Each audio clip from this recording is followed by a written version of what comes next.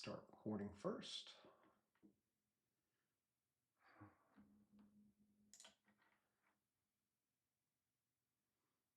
All right, we are going live, and I think YouTube should automatically start going as well. Jumping in here 15 minutes early to start, just make sure all the technology's working. All right, good. I think YouTube is working there as well. Oh, it's early and I gotta wake up. I have got to wake up.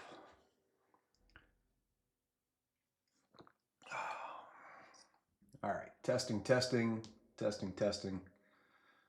Hey, got somebody on YouTube. Okay, great. First of all, thank you so much for coming.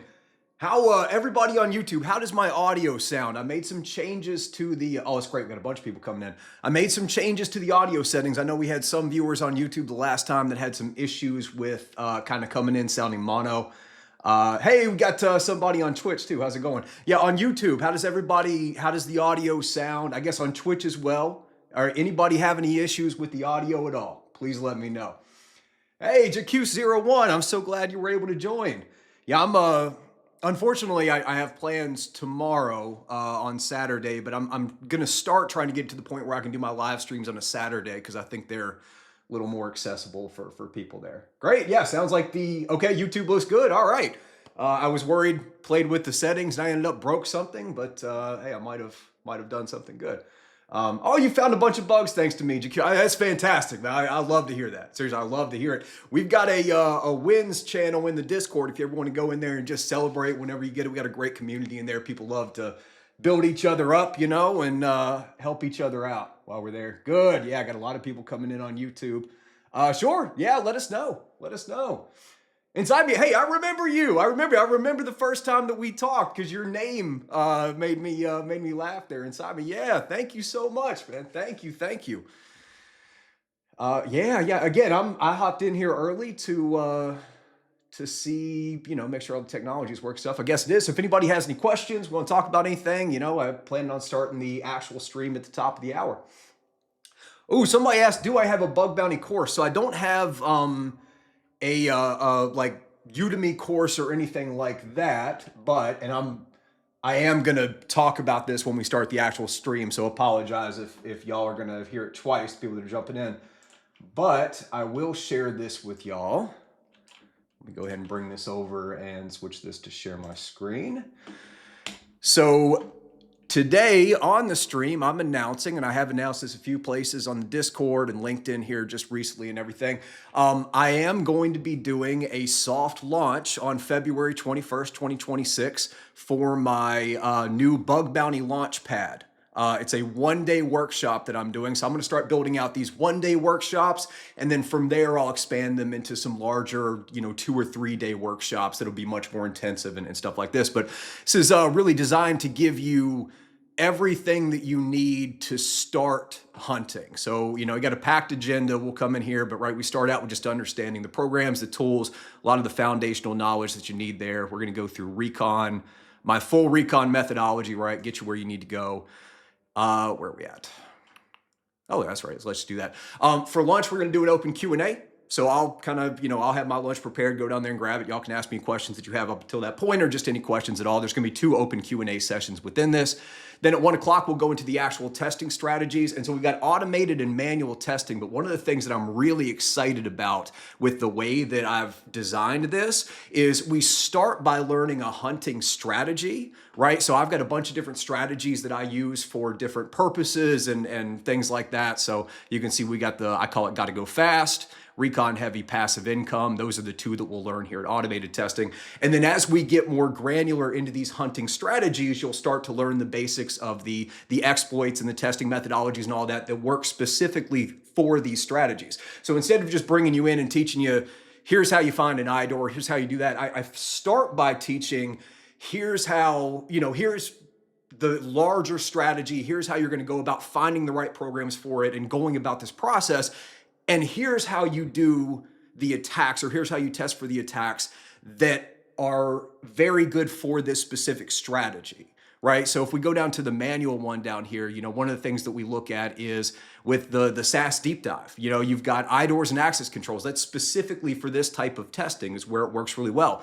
With account takeovers, right? We're going to look into client-side injections, and we're going to talk about everything that I've talked about before with actually getting these client-side injections to execute, but it's going to be within the context of getting an account takeover. So you're learning the same things, but you're learning it within a larger context of how you can actually do it within a hunting methodology. So anyway, I guess I probably won't go through it again since I'll just start the recording there and I think that'll be fine. But I am very excited about that. I am limiting it to 50 paid seats. So there's 50 tickets available. I think now, I don't know what the number is now, but it's been available for a couple days and they're selling out fairly quickly. It's not like they're, you don't test later today. I wouldn't expect them to be gone, but they are selling pretty well. So if you're interested, you want to spend the whole day with me with a live 9-hour workshop. And again, we're going to dig into AI testing, cloud testing, all that type of stuff as well.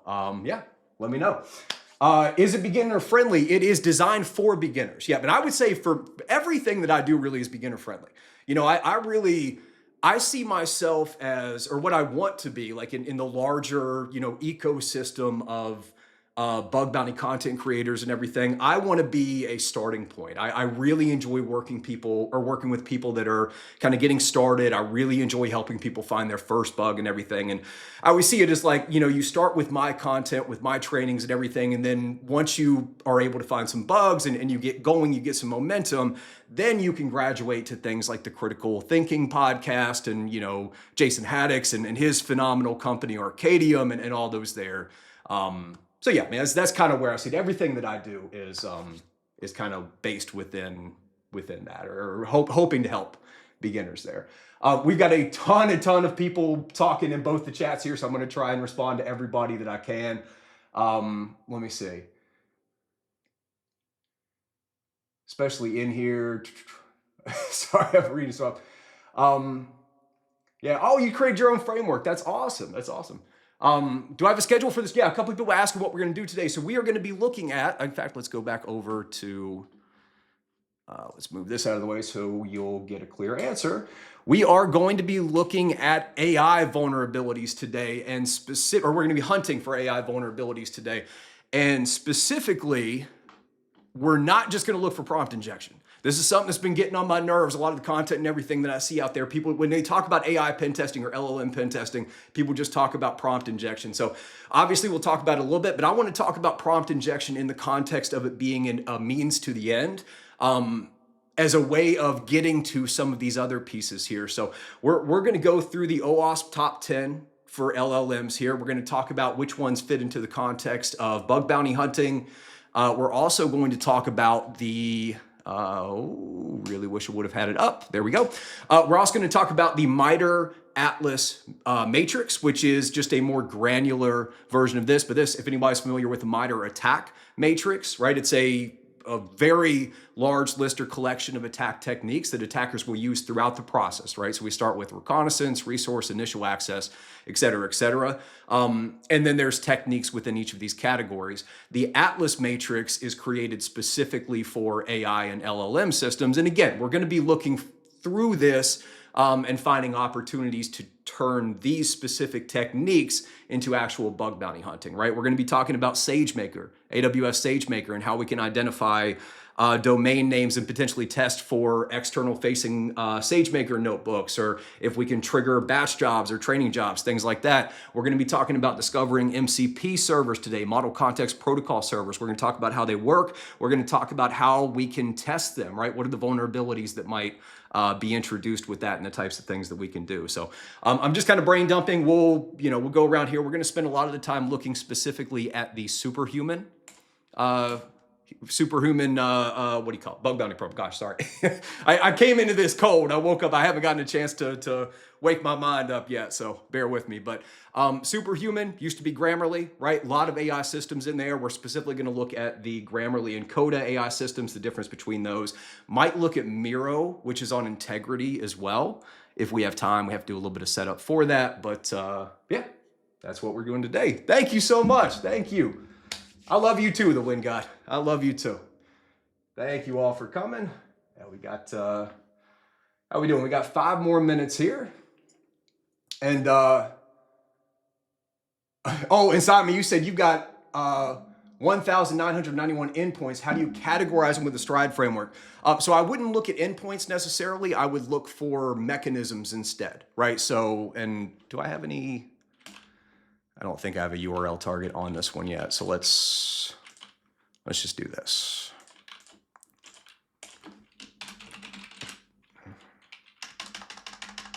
Oh, I might be pushing this machine a little bit too hard. We'll have to see how that's going to work there. All right, that's fine. I don't need to show that. Let me do this real quick too while we're starting out. I'm just going to reboot the thing here, get this started back up. Stream is going to be on YouTube. Yeah, so the video will be posted on there afterwards. Get this restarted. Yeah, this will be available on YouTube and everything, just like I always do, right? So it'll be a video demand and all that too.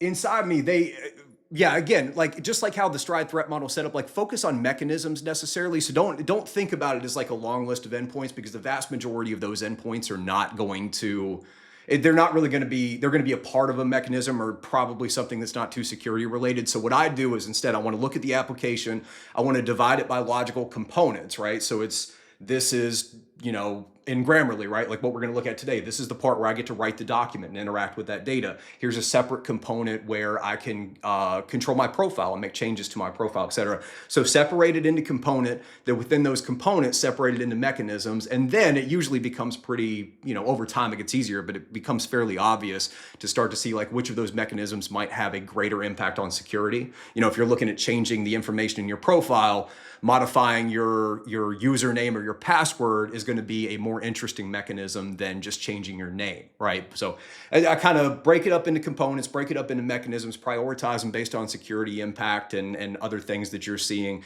And then from there, you can go in and start prioritizing and everything. So hopefully that helps. Isn't it, well, I assume you're asking, isn't it illegal to hunt live? It would be illegal for me to show any vulnerability live. That's definitely not what I want to do here. However, I do a lot of preparation for these live streams to make sure that that doesn't happen. I think that, some people think that I just kind of turn this on and go. Things that we're looking at today are things that I've already tested, I've already looked at, I've got a very, very good idea. There's always still a tiny bit of risk that I could end up showing something on there. And if I do, I've got a couple controls in place to where I can mitigate that. But typically I've gone through when I'm doing any hunting like we are today and can be very confident that I'm not going to show anything that I'm not allowed to show. But yeah, it is a bit of a risk. It is a bit of a risk. That's why some people, don't like to do it. But do you need to learn AI and machine learning in order to understand the AI attacks? No. So it's definitely, the more you understand, the better that the better that you can anticipate what might be happening on the back end. Just like with any web application, like that question I think is the same as, do I need to know how to build full stack applications to do bug bounty hunting? Like, yes, it's definitely going to help. Certainly, you'll be able to, because you've made your own mistakes and because you've seen what can go wrong and because you built it and you have a better idea of what's going on in the back end and the things you can't see, then it definitely helps. But same principles apply to AI systems. Like fundamentally, when you're doing security testing on any type of AI system, whether it's an LLM or a specially trained, machine learning or AI model, whatever, it's still just user-controlled input being processed by software and an output coming in. The fundamental difference is right now with regular applications, regular backend code, let's say before we had AI systems, it is very easy if you have that backend code to know what the end result is going to be based on the user-controlled input, because it's procedural. You can see it's very specific, very objective. If this happens, do this. If this happens, do this, right? I mean, you can look at the computer code and usually guess what's going to happen. Now, us as researchers, as attackers, we want to go in and manipulate that to cause something unexpected to happen, right? That's always what we try to do. We want to cause something unexpected to happen. We want to break it. We want to find out why it broke and see if we can weaponize the break. AI systems are the same thing, but the fundamental difference is AI systems, they can have completely different output with the same input at times. It's almost like this black box where the user controlled input goes in, and then you can potentially control what's going out. So it actually opens up a lot more flexibility and possibilities for us as bug bounty researchers. And I think that's what makes it exciting. You know, there's a layer of social engineering that gets kind of built into your security testing, you know, always, right? Because and we'll talk about this more in a bit as I get my framework brought back up here, but you know, going back to the OWASP top 10, so prompt injection, a lot of people think about prompt injection as like the main LLM attack.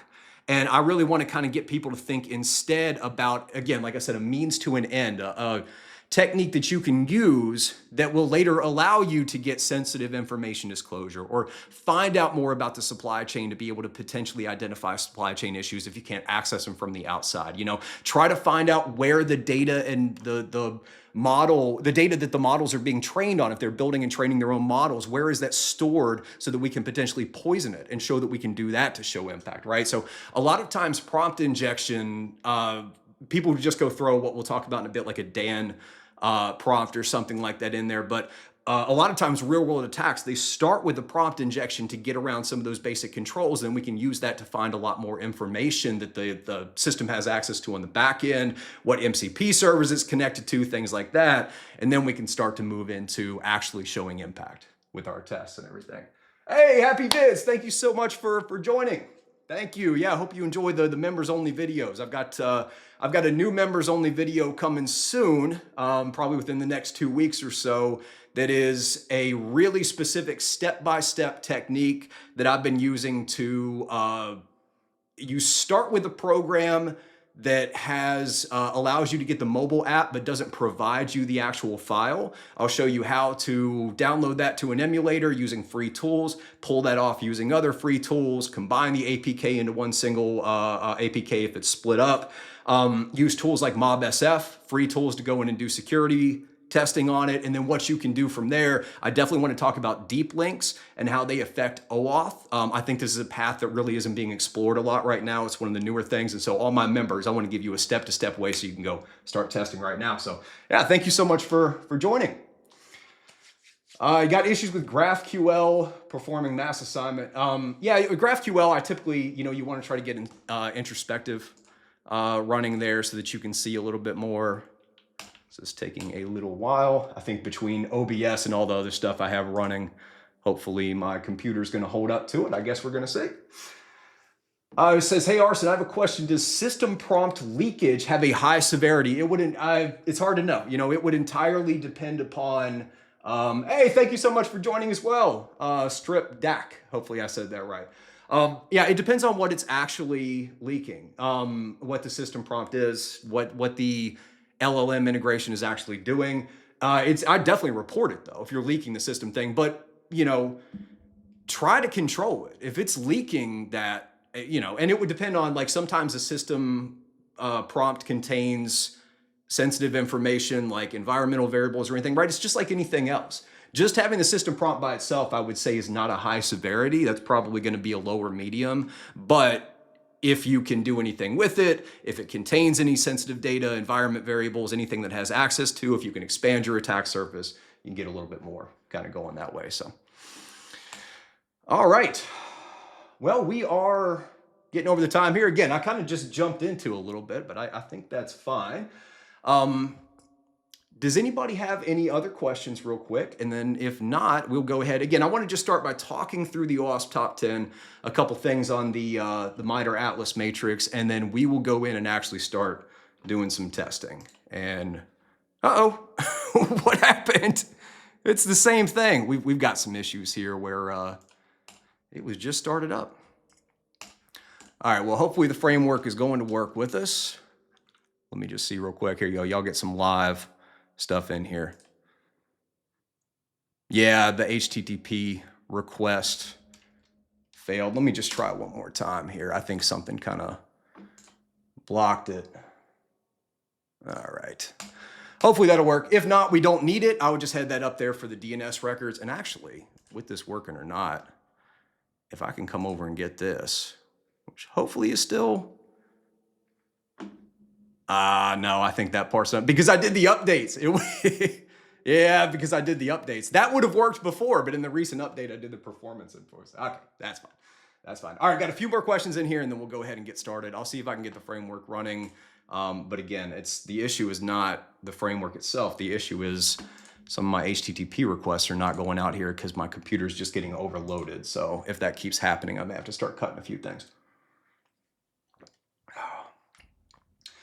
Okay, said, what do you think about mobile security? Is it worth it or just stick with web? Yeah, it's another tool in your toolbox. I definitely think it's worth it. And I would combine it with web, specifically API. So there's two different types of mobile testing. The first is just kind of going in there to the mobile app and trying to see if it interacts with a separate API or it interacts with the API in the same way. So you're still looking at those network HTTP requests. It's just testing the API and you're enumerating the API with that, with the code in the, APK or whatever, the iOS file, or you're enumerating it by capturing all of those network requests as you're using the mobile app and trying to see if it gets to something else. The other side of that is going in and actually looking at the code and the way it handles on the phone itself. That I think is where, there's value in both, but that I think is, there's a lot less competition. There's a lot of really interesting research being done there. So yeah, if it's interesting to you, go for it. It's definitely, I know people that do just mobile and are very successful. Yeah, so it's definitely worth it. Got another thing. There was a subdomain that gives it 403 and you're able to bypass, but then you got a 401 with basic HTTP off. Yeah, you gotta, if you're bypassing a 403 to get to a 401, you're not really bypassing anything. To get a 403 bypass, you've got to get actually be able to access the functionality that is supposed to be blocked from you. Just changing the way that it's blocking you is probably not going to get one. But I get what you're going for there. If you can, yeah, I don't know. There's a few different ways to kind of play with that. Hey, thank you so much. I got a couple, another person joining here. Gosh, I'm sorry. I'm so bad with names. Fahad Fasil, 2383. I'm very sorry if that was going. Thank you so much for the donation too, man. Thank you. What are my thoughts on jailbreaking AI models? We probably won't run into that in bug bounty hunting. Jailbreaking as opposed to getting it to do functionality that it doesn't want to do, then yeah, absolutely we will. I guess I don't know exactly what context you're talking about when you say jailbreaking. If it's, again, getting it to do something it's not supposed to do, definitely do that. But I don't report it. I would never report a prompt injection where it's I got it to tell me how to build a bomb or something, right? That's not going to have as much, that's really difficult to defend against. And a lot of companies will just list those as informational or even NA. What I do want to do is get a prompt to do something it's not supposed to do.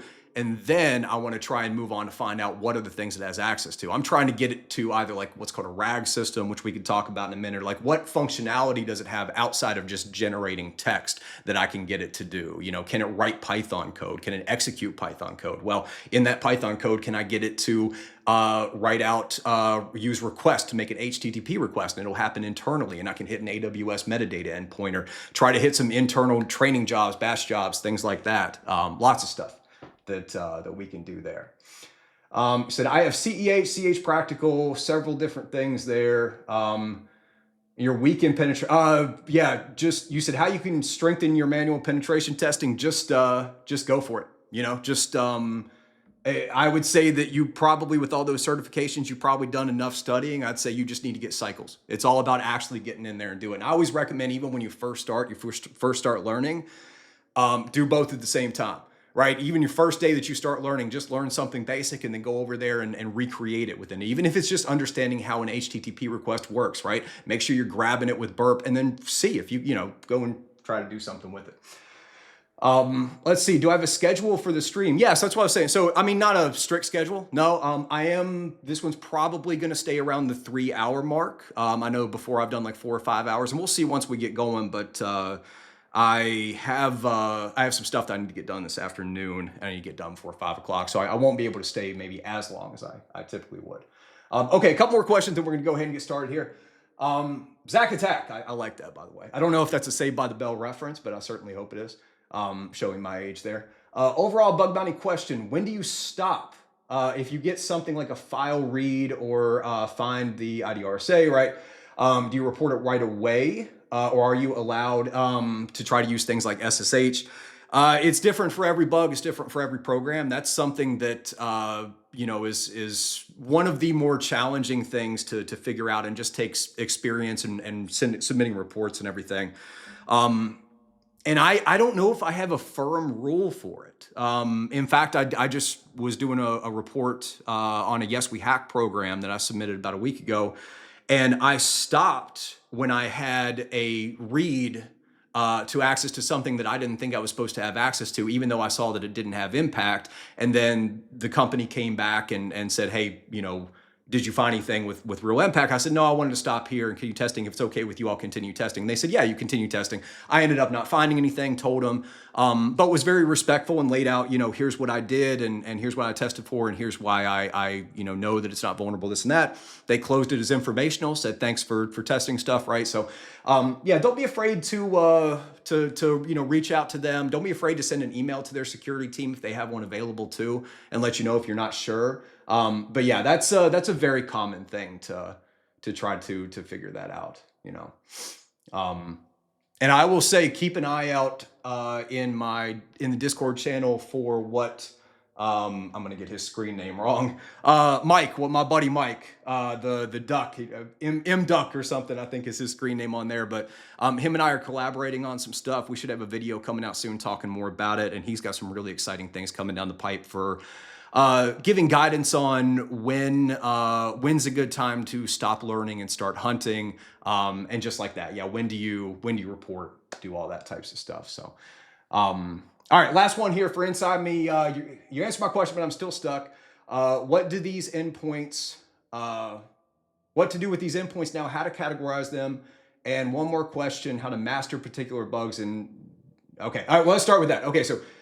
How do you categorize the endpoint? So ultimately, you're looking for attack vectors. So an attack vector is going to be an HTTP verb, an endpoint, and parameters. Some combination of those is going to be an attack vector. And that attack vector is a possibility, something that you're going to go in and do further testing. So this is something I'll have to talk about more. It's definitely going to be in my Bug Bounty Launchpad thing. But yeah, you want to go through. You're going to have endpoints, verbs, and parameters into a collection. And so one example would be like if you do a GET request to a search endpoint, and then the queue parameter, whatever value is there, is directly reflected in the response. That's an example of an attack vector for a reflected cross-site scripting. So you're going to go and identify it. So for every endpoint, you need to think about what version of CRUD is it doing, create, read, update, or delete, because every single HTTP request is designed to either create, read, update, or delete data. Then you need to identify what parameters or what user-controlled input you can potentially use to change how that mechanism operates, and then that becomes an attack vector, and based on how it operates and where that parameter is and everything else, that attack vector, that will determine what tests that you actually go in there and do it. And then you said how to master a particular bugs instead of doing port swigger and everything. So that's one of the hunting styles that I have. So, and I talk about this in my cross-site scripting part 2 video. Pick a specific attack class like cross-site scripting or server-side request forger or whatever, and test in as many different programs, as many different technology stacks, as many different environments as possible. You're going to start to see patterns. You're going to start to see what works and what doesn't. You're going to start to see what security controls are used in certain places and are not used, and how they impact your ability to weaponize it, to get it to execute, etc. So yeah, pick a vulnerability once you're moving out of the Port Swigger labs, and just go and hit all of these as many different pages that you can find an attack vector as possible, and you're going to start to see those patterns there. Say, hey, I truly appreciate the depth of your framework. After spending a solid month building out my own niche version, I finally see the sheer amount of work it takes to make something like this function. Thank you. That you genuinely made my day. Yeah, I think it was a lot of work, and it is a lot of work to maintain everything. Especially with version 1, I've had a couple kind of interesting interactions with individuals that I think don't understand just like I said, the amount of time the amount of evenings that I've spent instead of just kind of sitting down and watching TV and relaxing, spent many hours kind of building that stuff, which I enjoy. But yeah, thank you. That you really made my day. You really made my day. So. Okay, yeah, like I said, I know we got a lot of questions here. I want to go ahead and get started. We're already 15 minutes in.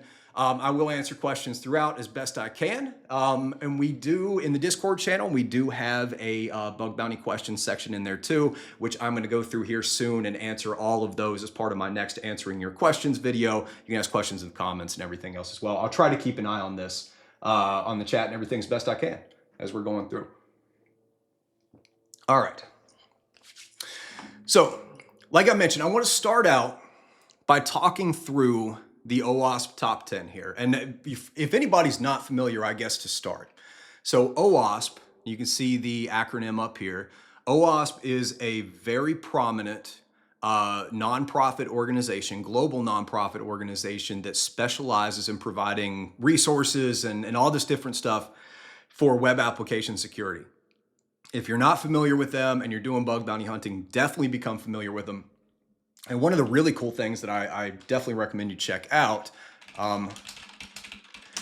they have these things called OWASP cheat sheets. And they are for, clickjacking is boring. They are for blue teams.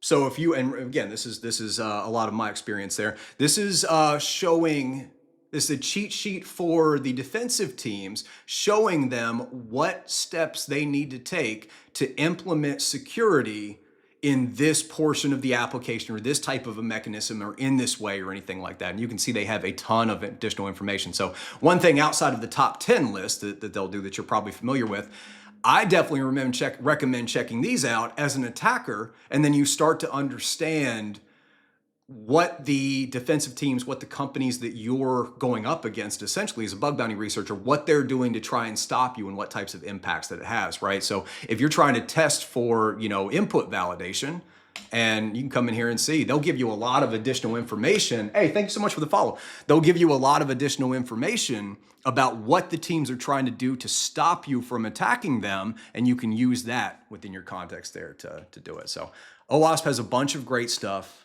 Definitely recommend, it's like the third time I've said the same thing, but that's okay. Definitely recommend checking out all that stuff right there.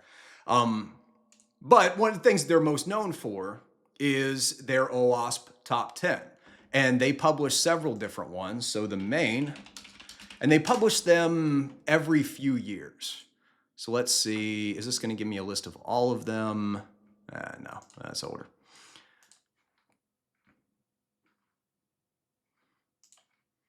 So here you see the most recent core top 10 that they did was in 2025. So last year. They also have an API, OWASP top 10, and really it's just kind of high level categories, and it's designed to show what the most effective and most common attacks that are being executed against web applications are for that point in time, right? So the top 10 has changed every time they do a new one, and they do it every couple years. I think it was 2023, the 2021, 2020, something like that. They have one for APIs as well, because obviously the threat profile and everything is different. And most importantly for today, last year, 2025, they went ahead and created one for LLMs specifically, but it also has a lot of applications for general AI systems. And that's something that as we start to look in and do our hunting, something that first of all, you'll need to know, and second of all, you'll start to identify as you're doing your enumeration, is there's LLMs, large language models. That's your ChatGPT, whatever those are. It's designed to talk to you, to generate large amount of text. And you also have really specific narrow AI models that are built for a specific purpose. And a lot of times that's how you end up building the agentic systems. The agentic system is going to be a bunch of tiny models designed to do little things. Sometimes they'll talk to an LLM or have an LLM integrated into it. And by the way, an LLM can be a small one as well. It's just a specific type of model. It's a large language model as opposed to a model that turns text to speech or vice versa, or recognizes images, things like that. So a lot of the AI systems that you're going to be testing in your bug bounty hunting are going to be there could be an integration with ChatGPT, or they could have some locally with an LLM, but there's also very likely going to be a lot of individual models that are designed for a very specific purpose. And then you're obviously going to approach testing those differently than you would an LLM, especially if it's an external LLM that they're integrated with. So with that being said, the OWASP top 10 for LLMs here, which I definitely, you go through and learn these. Like everybody that I'm seeing is talking about prompt injection. There's so much additional stuff. So prompt injection is really, I think most people watching this probably know, and what we'll use later, the most famous one is prompt injection Dan. We'll just do a GitHub right now. There you go. We got all different examples here too. So Dan stands for do anything now. Again, going back to talking about jailbreaks there. The goal of this is to try to convince an LLM specifically, a large language model specifically, and that could be something locally, or it could be ChatGPT, external integration. Try to convince it to do something that it's not designed to do. So it gets all these instructions from the back end that says, okay, you can do this, you can't do this, here's what you are, here's how you should talk, here, all this information, gets all these instructions. What we want to do on the client side is be able to provide this big, where's the example of it? Right, we're essentially going to try to social engineer this thing into giving us, or behaving in a way that it wasn't designed to do. Just like we're trying to do with any bug bounty hunting, really, right? We're trying to get an application to behave in the way that it's not designed to do. But here, once we can get the LLM to start behaving in a way it wasn't designed to do and breaking the rules that it was given by the developers, then we can start to figure out what functionality it has, like I said, et cetera. So, if you're doing AI testing, LLM testing, I would really, really encourage you to think about prompt injection as the first step.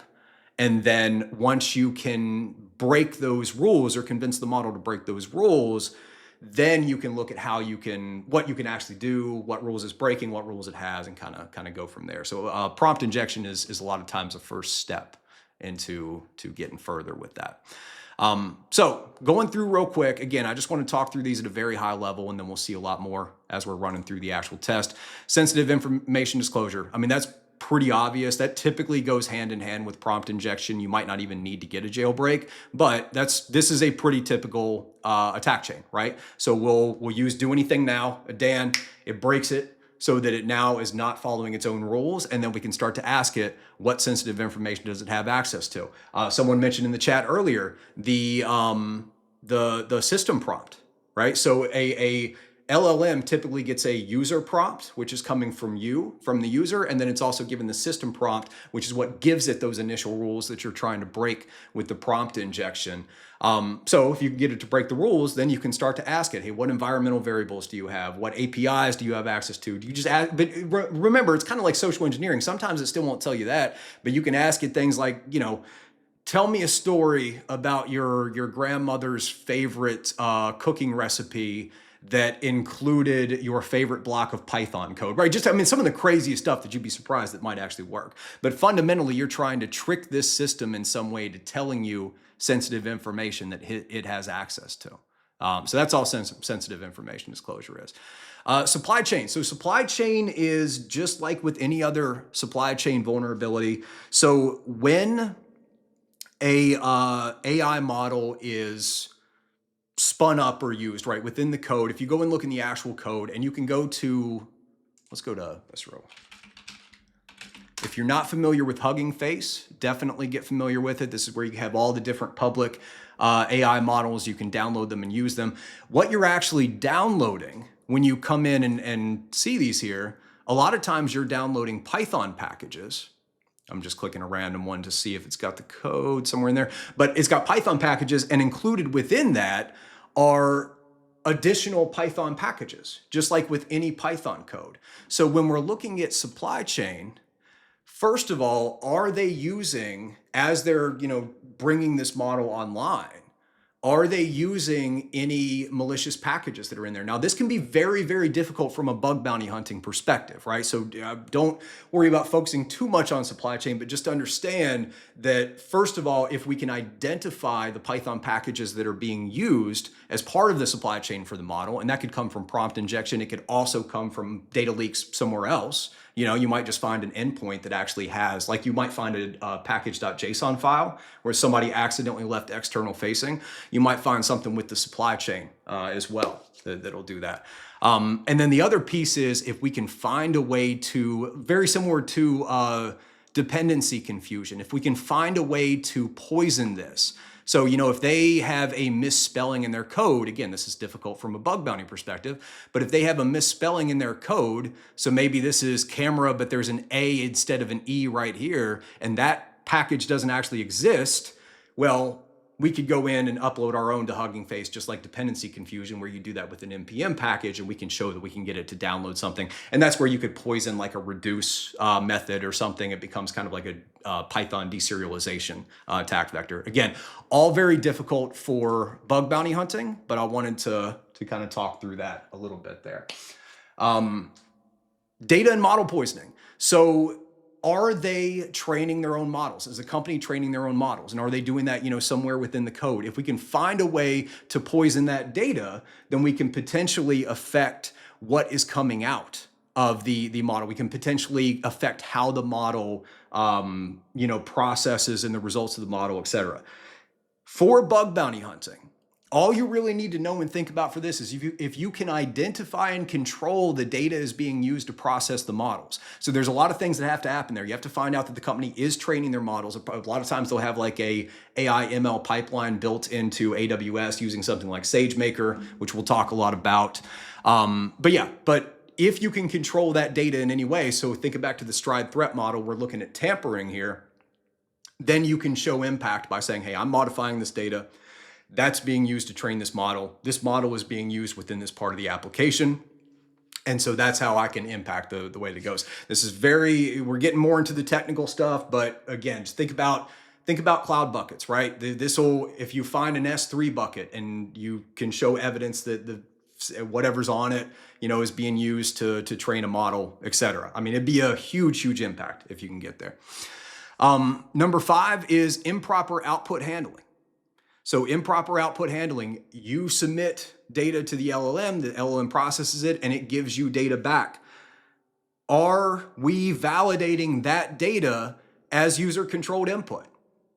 You know, that data, if it's whatever that is that being rendered directly into the front end, and are we checking to see, does it have HTML, does it have Markdown? You know, there was a really famous bug that was found in a bunch of different LLMs, but it started with ChatGPT, and then it went over to Google's. I don't think Google's was named. I think it was Bard or something back then. It's a little while ago, but the system still do, but they would render Markdown. And so you could write a malicious prompt that would convince the LLM to output Markdown that would also, it was executing and it was actually using an image within the Markdown to exfil data.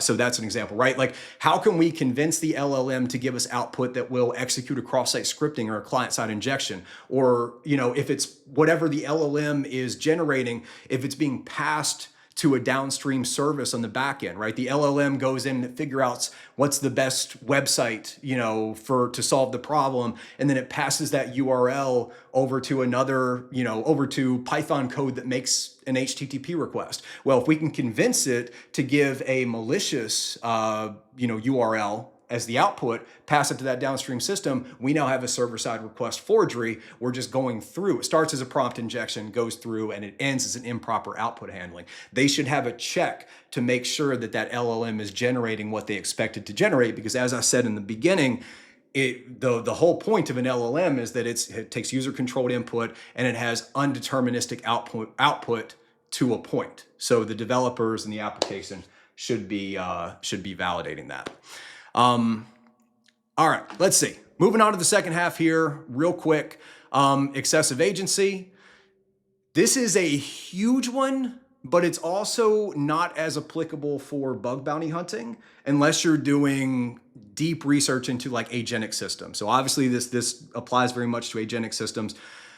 Typically applies with stuff that's running locally on your machine. So again, we won't dig too much into this, but I do want to make sure that everybody knows this is probably one of the most prominent and biggest issues in AI security right now, because all that means is that they are giving the agents way too much authority. And so the agents can delete files, they can do a bunch of stuff that they really shouldn't be able to do. And that's where you want to have the human in the loop. And there's always going to be a conversation about how much you allow your tool to do and everything, as opposed to, letting the user choose. But yeah, I mean, fundamentally, if you design an agent that is supposed to look through an image and tell you in text, so the input is an image and the output is a text describing that image, and that AI agent has the ability to delete system files without the user's knowledge, excessive agency.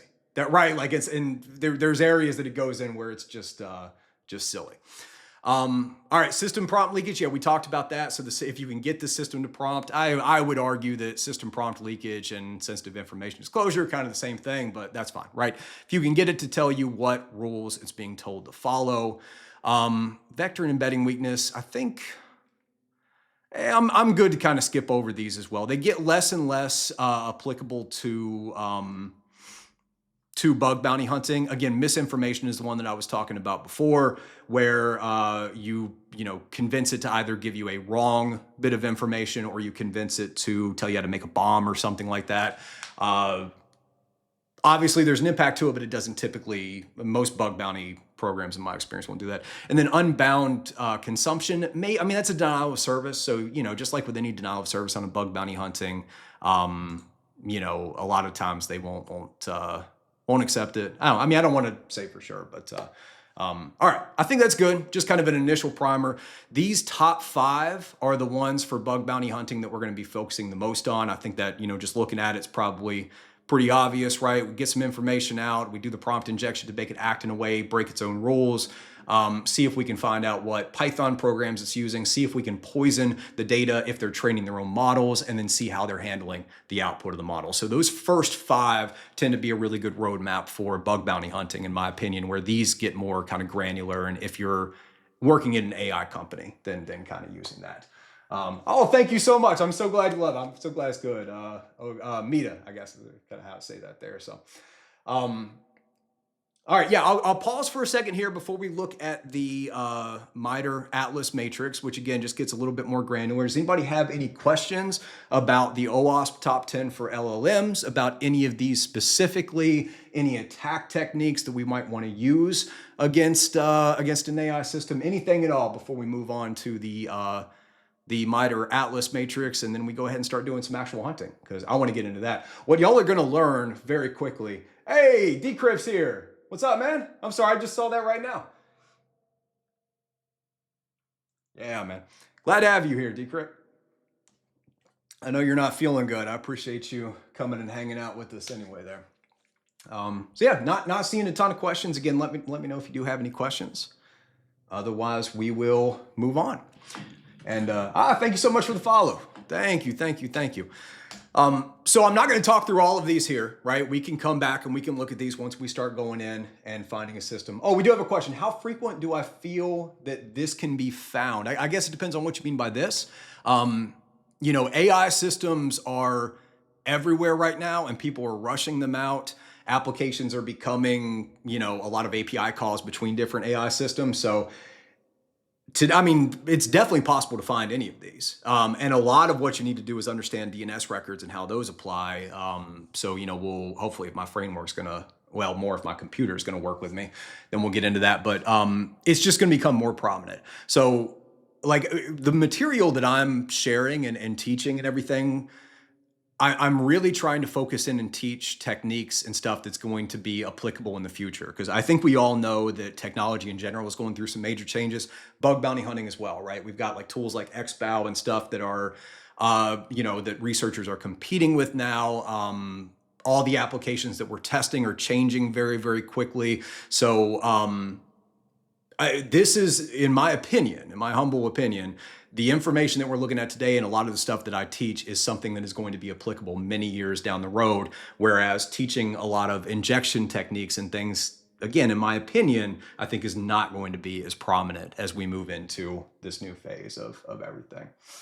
Oh, I'm sorry, man. You said the flu is killing you. I know, dude, that's the worst, man. There's like, I'll take being sick, but when you got the flu and it's like you also don't have any energy, like you just standing up and walking to the kitchen makes you feel like you're exhausted. That's the worst thing in the world. It's so frustrating. I really hope you feel better, man. So moreover, we're just discussing this in regards of custom chatbots, right? No, so we are going to look at chatbots and some different things today, but no, I am talking about this in the context of everything. And again, that's where we can take a look at the DNS records to try to find ways that we can target the cloud infrastructure that hosts and facilitates the AI. No, I want to move away from, right? Like there's 1,000 videos and things out there about people teaching you how to do prompt injection. You don't need to come and listen to me say the same thing a different way.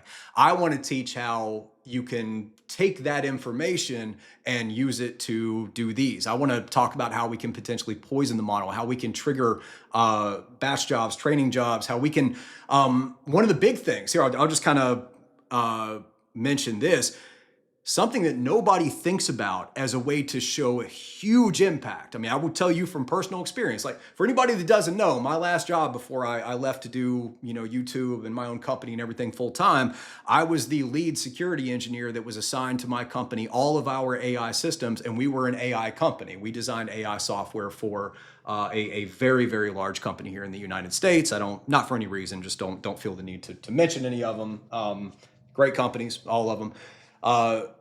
But yeah, so for, the past year, I have been, just really, really dug into all of this type of stuff. And the one thing that I was really surprised about that I didn't know until we actually did a threat model with the machine learning team and like all the, the data scientists and all that. When you are training your own models, there are a lot of artifacts. And an artifact is just a file, basically. Like an artifact is a file that's created as a result of a process. There are artifacts that are created throughout this training process that are used for compliance purposes. They're used to provide what's called attestation to that model. It's a thing that I think a lot of people don't know about unless you're, at a company that's building and maintaining these. At least I didn't know much about it. If these model artifacts are deleted or the integrity of these model artifacts is challenged in some way, then the model that has been created, I want to see how I can say this right. It's a really, really bad thing. I mean, it is, if you can't prove a lot of the things that you need to prove from these artifacts, and you're providing these models to other companies, or even if you're using these models yourself in production, when it comes time to go through certain, compliance and regulation things and provide that evidence, if you can't provide it, it is devastating for the company. So if you can find a way to tamper with those artifacts, you can show a huge amount of impact to the company. I mean, again, it's something that a lot of people, I think, from the attacker perspective might not think about, but on the defensive side, if somebody sees that, people are going to be pulling their hair out. There's going to be everything's fine, everything's actually on fire. So really, I don't know. I just wanted to call that out. That's something that I think I was kind of surprised with it, and it's now something that I always keep an eye out on. It's kind of similar to like the data and model poisoning. All of these artifact repositories should be private. You shouldn't be able to get that. So you're going to have to get into their environment somehow. But if you find it'll get leaked just like anything else, and if you were to find a bucket, you find anything where you think you can access an artifact that was part of a build process, do some research on it first. But if you can find a way to tamper with those or impact the integrity, huge, huge, huge impact there. The artifacts themselves, it depends on what you're doing and everything. I would just kind of do some research And it's, again, I've got videos coming out that are going to dig into that and give some specific examples. But again, I mean, sometimes it'll just be a JSON file that has a bunch of data in it. Sometimes it's just like a text file that kind of looks like a license file. It depends on what you're trying to do. It depends on what kind of compliances you need to do. Yeah, but ultimately there are artifacts that have to be in there, and they go through as they process it. Nelson, Orbital Gun, hey, how's it going? Got a couple big names from the Discord and our partner group and everything there. We had a really great live hunting session with all the partners on Tuesday, I think. We're definitely going to be doing more of those. And Porter Buster, I'll definitely check out that blog post as well. That's great. All right, good stuff. Good stuff. Again, if I'm missing anything really important in the chat there, please let me know, but I want to go ahead and look at this. The main thing that I wanted to talk about with the Atlas Matrix before we move in and start doing some hunting, because I think I was saying this before, but what you're going to learn is that I love AI testing, and it tends to make me very excited, and I will probably fall into a couple rabbit holes and stuff. So anyway, something to look forward to. All right, so I think the only thing that I want to focus on right here to start is this filter by maturity up at the top. So when you're looking at this, there's a lot of different options and things in here, and we could click in, let's find one that might actually be in here. So yeah, so execution, I don't even know, right? We've got some things like this, AI agent, data poisoning. There's another example. It goes in and kind of just has some information about what it is, not a ton, but you can kind of start to work off this. Each one of these is classified by maturity as either feasible, demonstrated, or realized. So this really is like, is the attack theoretical? Has the attack been done as a research, but we're not actually seeing it? Or realized is like, what are we actually seeing in the wild right now? What is actually being exploited? So I would recommend stay away from the feasible. You can come down to demonstrated, but really it's these realized that are the ones that you want to pay attention to. And you can see it becomes a lot more palatable. There's a lot less options and everything once we break it down to feasible. And it, gets pretty specific, right? Prompt injection, we know. User execution, can we, get something to execute we shouldn't be able to do as a user?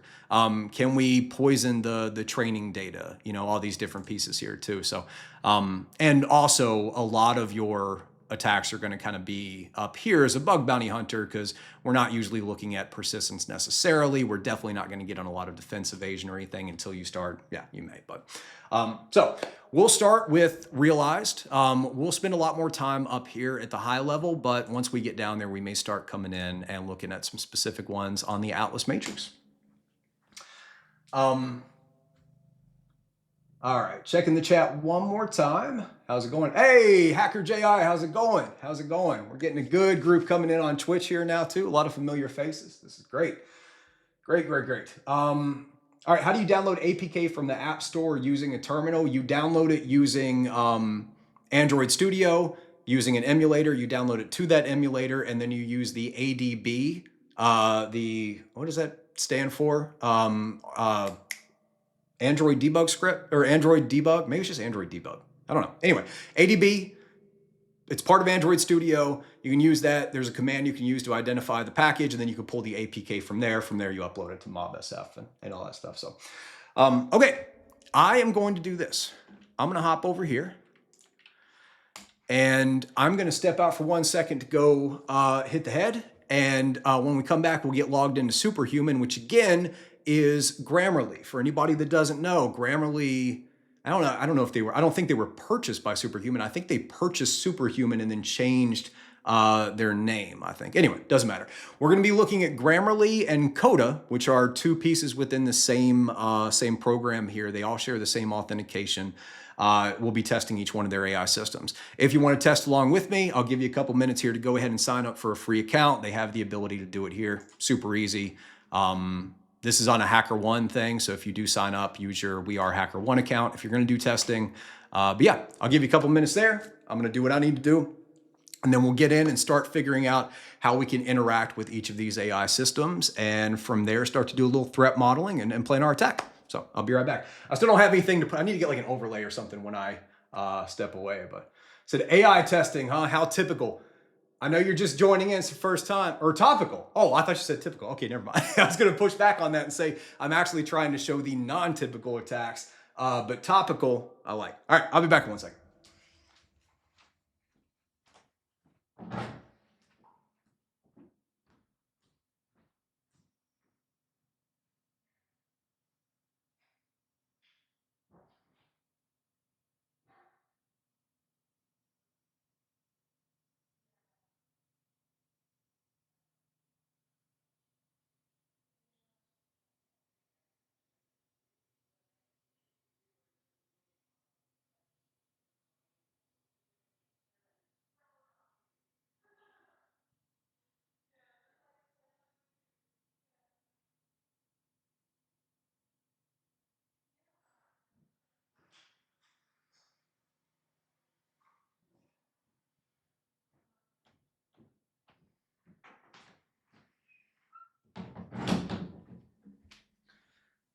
All right. All right. Hey, thank you so much for joining. PAA Nepik? I don't know. I'm sorry. I'm terrible with these names here, but thank you so much for joining as a member. That's awesome.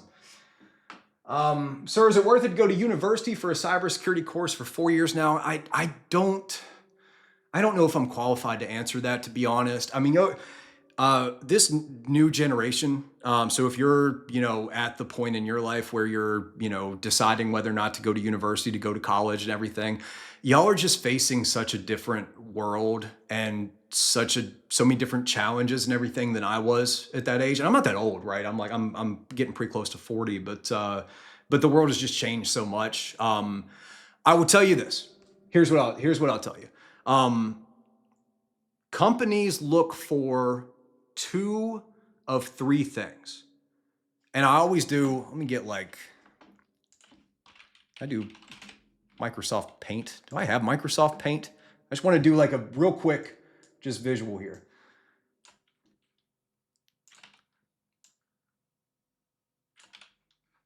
So if you imagine a triangle, right?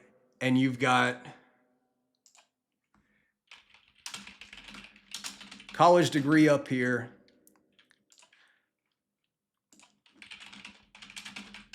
Oh, that's not right. Certifications down there, and then work experience there. Or I'll just say experience, really. Experience and real skills, right? You show that you can actually do the part right here. Most companies are looking for 2 of the 3 of these. In my experience, like this is definitely one you have. The experience and skills is definitely the one that's the most important. But in my experience, typically only one of these 2 will be fine. This is what I used to tell my new hires when I was leading an AppSec team. This is what I was told when I really first started kind of getting into the industry. It has proven to be correct in my career. But again, everything is changing so quickly that I just that's the farthest that I can think of to give any real advice, because it's just so, the world is just so different. I don't envy anybody that's coming into their 20s right now. I don't know what exactly I would do, but yeah, best luck. It's going to be interesting no matter what. So the next 10 to 20 years is going to be interesting for everybody, I think. All right, let's go ahead and get logged in here. And I've got several that should already be created. Let's find out there. Let's also see. There you go. All right, my computer finally decided to work for me here. Let's get this brought back up. Hopefully it's running a little bit better. And it is. We hit results here. This is what I specifically wanted. All right, beautiful. We got all our great DNS records that we can come back and get, all our AWS records. Specifically, we see SageMaker, right? So that's what we're going to look at to try and pull this out. Oh, thank you for saying I look younger. I appreciate that. You see me, I don't know. I put, I don't know how much the filter and everything. You see me in person, you may disagree, but all right, let's come back over here. All right, so we are now logged in, and I'll get everything running through Burp Suite now as well. And again, so we've got 2 that we'll look at. We've got Grammarly so the AI writing partner. And then we've got Koda, which is an all-in-one AI workspace. So, and I do know just from going in and testing these myself that these are entirely different systems, at least from what I've seen before. The one disclaimer I will say, and we'll see how all this works out. Hey, thank you so much for the description, Arthur V9. Thank you, I appreciate that. A Twitch subscription, I love it. Since Grammarly has changed its name to Superhuman, or has kind of changed, you know, if anybody hasn't seen the actual program, right? Superhuman, formerly Grammarly. Since they've made this change, they've been changing a lot of other things as well. I've noticed in a very short amount of time, oh my gosh, Orbital Gun, thank you so much. Oh man, this is awesome. Thank you, thank you. We got a bunch of stuff popping off in Twitch over there. It's incredible, man. Thank you, thank you, thank you. Anyway, I'll lose my train of thought.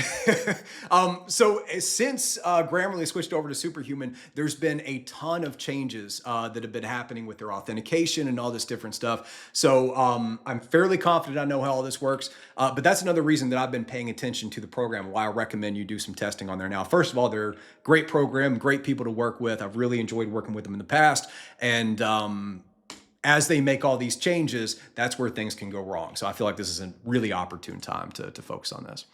So I will go ahead and click on Grammarly here. And what you'll see is that they have these, it's essentially an OAuth or a single sign-on implementation. So you will, oh, sorry, I got the burp proxy still on. Sorry about that. So you sign into Superhuman, and then where Grammarly and Koda.io used to have entirely separate authentication systems, now they are being tied into this Superhuman authentication as like the kind of overarching one. So you log into Superhuman, and then you can go down to these others. So that's complexity, especially complexity in the application. You got to think about what it's like for the developers as they're doing that. Is there like, this is a huge thing that is happening at Grammarly right now, and there's a million different moving pieces and not a million, but a ton of different development teams that are trying to implement all these changes, and they probably have some tough deadlines that they're working against. That's what we're looking for as bug bounty researchers. We're looking for complexity. We're looking for external forces that are going to make it more difficult for the developers and the security team to effectively secure it. And again, that's nothing on them. I promise you, I've been in their shoes. It is a lot of times they just get pulled in other directions, and that's where we come in. It's not that they can't find the vulns. It's not that, we come in as that safety net, as the bug bounty researchers, to help them pick up what they can't find, especially when they're trying to move quickly. We're that last line of defense. We're that last shield right there before everything gets through. So, okay, so we got Grammarly pulled up here. Let's get Koda over here as well. Didn't like that. No? Okay. See, again, there's little things like that I've seen that are just, you can tell that they're building some stuff out. Oh, dark mode, of course. And I do have, by the way, I can turn this on. I probably need to turn it on just for there. I don't know who it was that recommended that, but I do have the dark reader on there. Somebody mentioned that I was killing their eyes while they were watching it. So, yeah, no, it says, that's right. I'm 18 now, planning for college. I love your content. Thank you. I'm so glad. I'm so glad it's helpful. Thank you. Thank you. I tell you what, I am really, really enjoying this transition to working for myself, and I'm hoping that if everything works out, I can provide content as well that help other people do that if they want to do it. How can you monetize your tangible skills, your technology skills, things like that, if you want to go and work for yourself. All right. We should have a document brought up here. We can go ahead and get this on. And then on Grammarly, we'll click into a new document as well.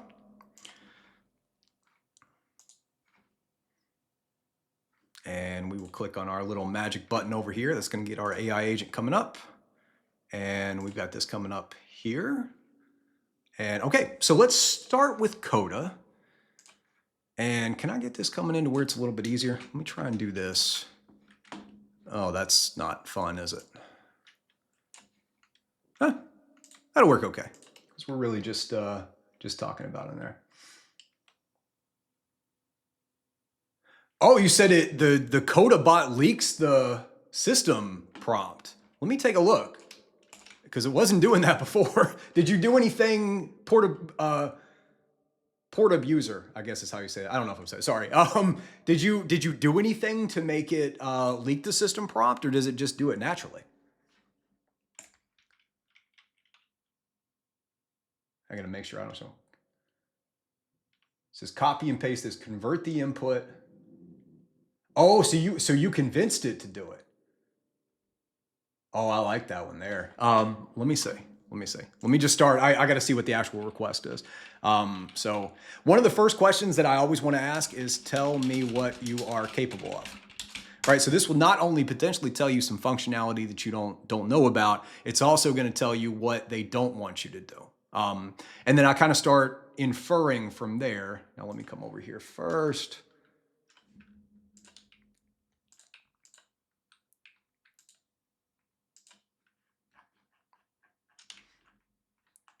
I'm just reading through the request response to make sure I'm not going to leak anything I'm not allowed to. I think we're good if I don't send that. Let me see, send a repeater here.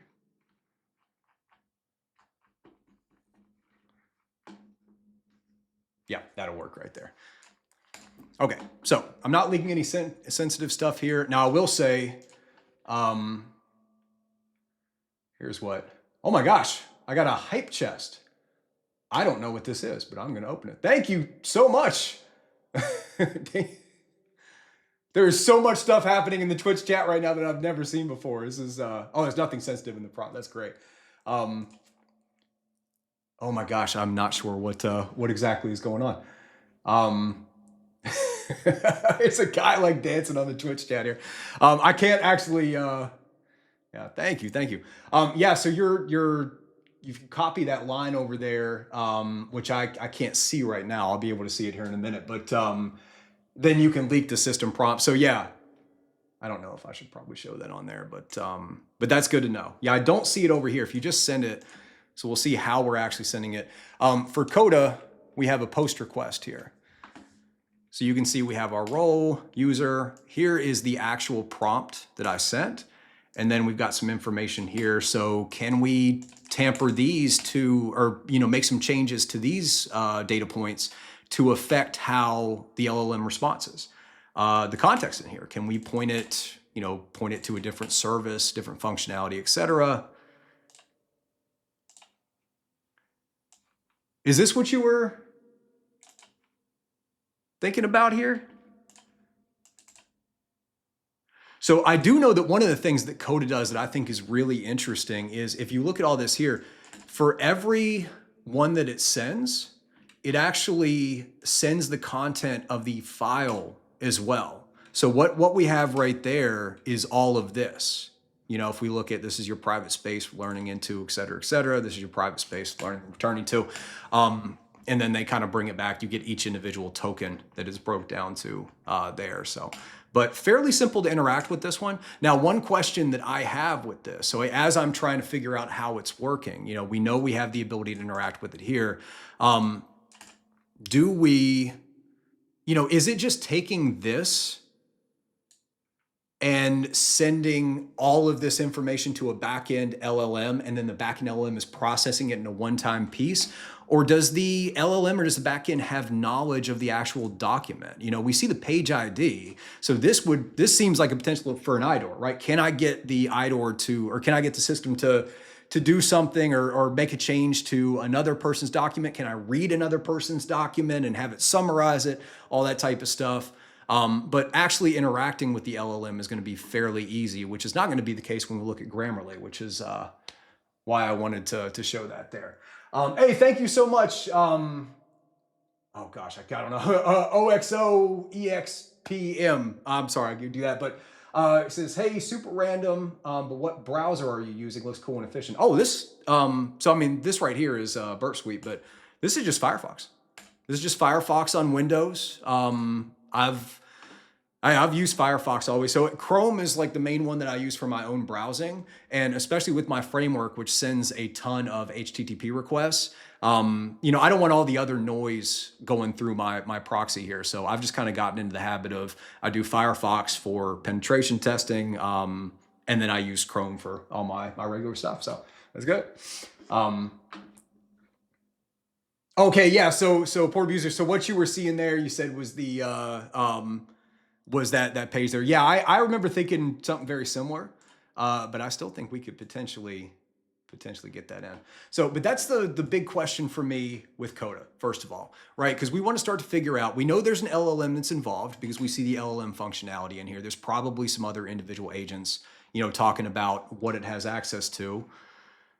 Where did we come back over here to Koda, right? So, learning and practice, document navigation, explore different pages, formatting the pages, inserting content, using. So none of this functionality is immediately telling me that this AI system has a bunch of additional functionality in the back end. Like this is all stuff where maybe learning and practicing Koda basics, maybe it has access to a knowledge base, but what's more likely is that it's trained on that knowledge base and then it just exists within the LLM if they're doing their own LLM. The alternative is that they would, if they're using an external LLM, like they're sending an API call to ChatGPT on the back end, then what they're probably doing is what's called a RAG system. And I'm going to tell you, I always forget what RAG stands for.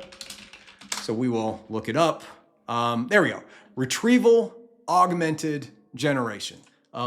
Makes it sound so much more complicated than it needs to be. What it means is this. There's an API, or basically a system set up to reach out to different APIs to gather information to provide context to the LLM.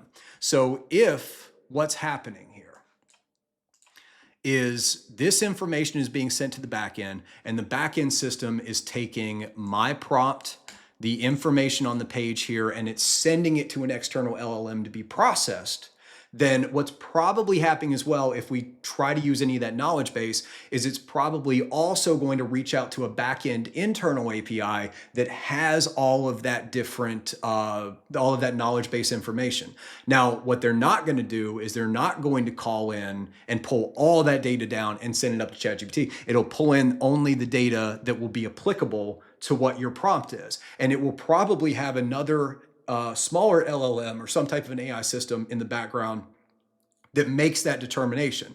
So it will send you this prompt and it will say, based on this prompt, use this RAG system to gather the information you need, and it will have context of what the RAG system actually has access to. So that's an opportunity. If I'm right, if that's true, then can we convince that backend system to make an HTTP request that it shouldn't, be making? Are they doing any validation of it here at this level before it gets passed to that backend system? I don't know. But it's entirely possible that all this could be doing, based on what we're seeing now, it's entirely possible that it could be just taking the information from the front end and sending it right there, and it doesn't actually have any context to it, which would be not as good for us. So, I mean, a couple questions that we could ask here too. Again, I've mentioned this before, but what is your favorite Python code? And sometimes it'll give you some Python code that actually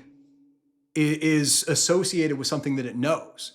It'd be like, oh, my favorite Python code is this. And the code comes back and it's like showing you the requests that are being made to a RAG system, actually showing you the actual code. Now, this one here, it says generates a Fibonacci sequence of stuff. I'm fairly confident that they're not using the Fibonacci sequence on the back end there.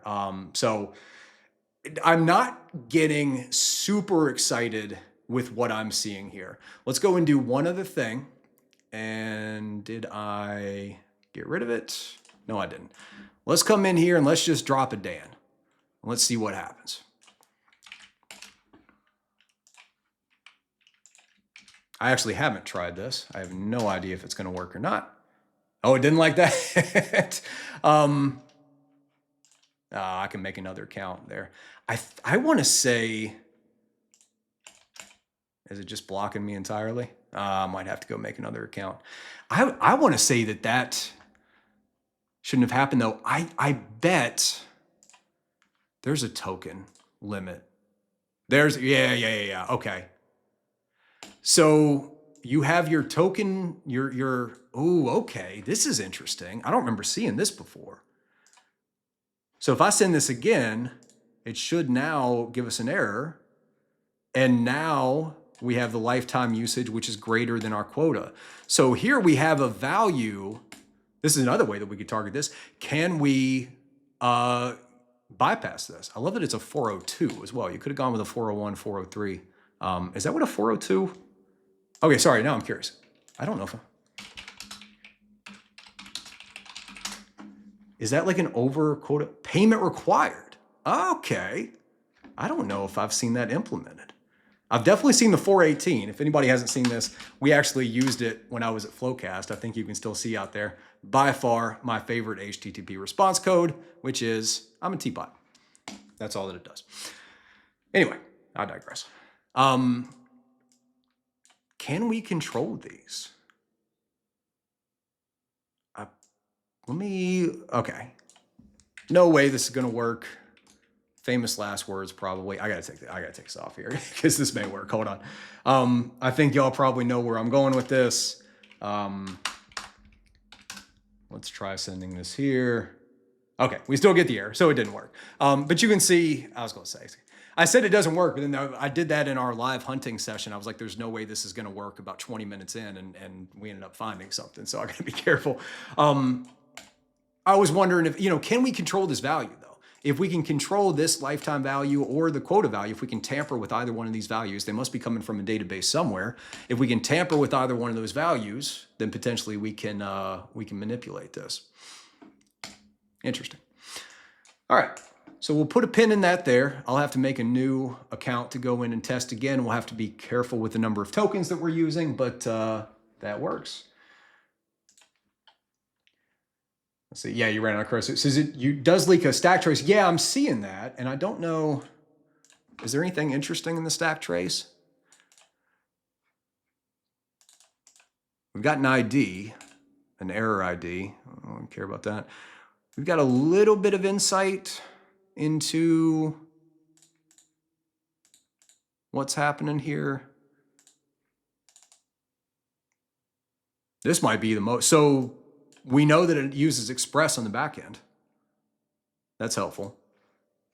So that means it's got a node backend, JavaScript node. That means that we're probably going to have a really hard time finding HTTP verbs, like, try and post as a GET, things like that. Yeah, that's interesting. Okay, so we've got a general idea of some things that we can do there. Let's hop over to Grammarly, and we're in our thing here. Let's do the same thing. And now, let me see if I can do this. Get you over here, get you there, you there. Come down here. Let me type this out first. Actually, just out of curiosity, do we see any requests when we're just typing? No, we don't. Okay, so what are you capable of? What data do you have access to? What are you not allowed to do? I don't know. I'm just kind of making stuff up right now. Again, social engineering, right?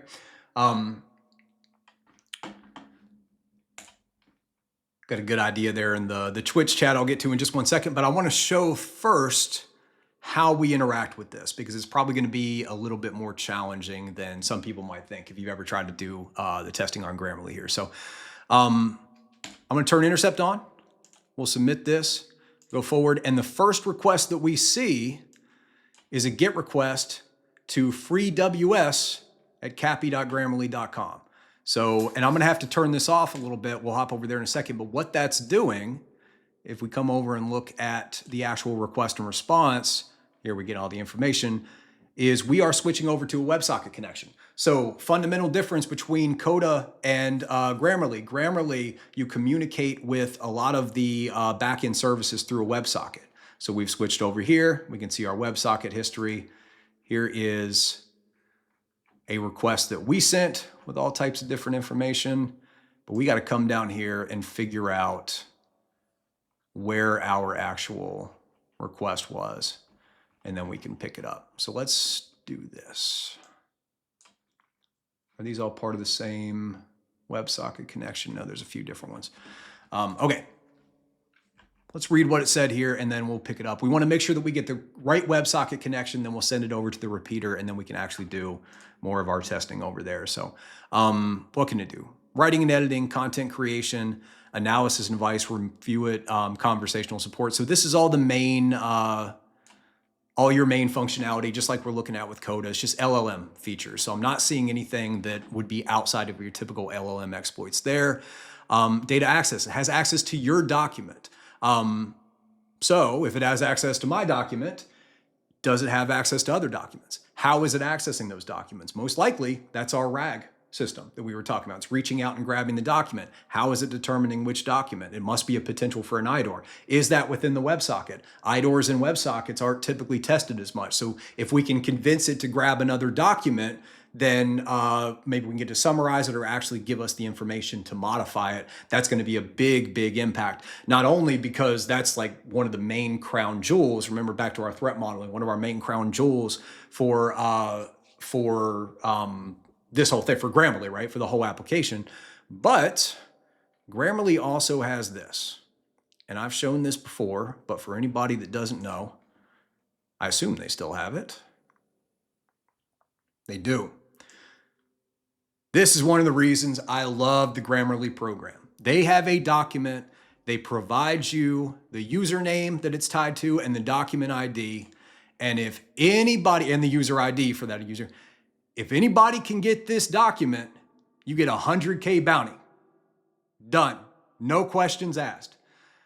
I personally believe, and what I've been kind of testing on and off since I found this, is that there is some way to manipulate these AI systems to get it to give you that document. I don't know how yet. I've got to figure that out. I'm sure it's going to be very complicated and difficult. Otherwise, they wouldn't offer a 100K bounty for it. But I would really like to get that bounty. I don't even honestly care about the 100K. Oh, I do. I mean, I'm not going to say no to it. It'd be pretty great. But man, I'd just like to be the one to get it too. You know? So something to think about as we're or as you're doing the testing in here. You can potentially get access to that. All right, move back over here. So yeah, potentially we can access other documents, general knowledge. So again, it almost certainly has some, based on information and training. I do not have real-time or database access. That's what it says. Is it true? We have no idea, right? This is partially like social engineering. We got to try and figure it out. They might be lying to us. We don't know. Does not have the ability to do web browsing or external systems. So according to what it's saying there, you don't have the ability to do, potentially get it to make an SSRF, make an HTTP request, something like that.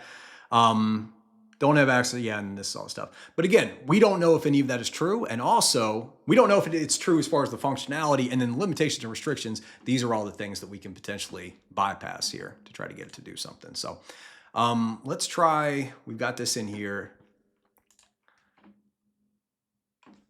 Let me see. Give me the ID of the document you have access to right now. Let's try this. And then I'm also going to look in the WebSocket history over here. And I'm going to come up here first. And I am going to hide incoming messages. So we're only looking at the request that I'm sending to the server. And we're going to be looking for the request that goes out that includes this right here so that we can interact directly with the WebSocket there. So we send that, we have this here, send it to repeater. Now, if we still have an active WebSocket connection at this ID, then we can go ahead and send another one here. So let's, we'll just send the same one again. That should be fine. And now we see our traffic that's coming through here. So we have our initial request that we sent out, and then the server responds, starts out by saying text actions, and has several different responses. Do these include? Yeah, so these are just blocks of it, right? I don't have access to this. I think is inserting something from the initial. Oh, never mind. No, a document ID. My focus is on helping you edit and improve. Da-da-da. So once again, they are claiming, but it just said you did.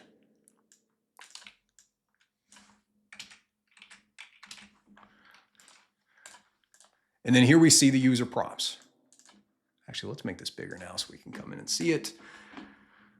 Also, switch the time. This is just a little trick. You don't want to be scrolling down every single time, especially when there's a bunch of WebSocket responses that are coming out that way. Switch that over. Our user prompt is right here. Probably didn't need to have these extra ones in there. It's just a little bit strange, but you said you have access to the document.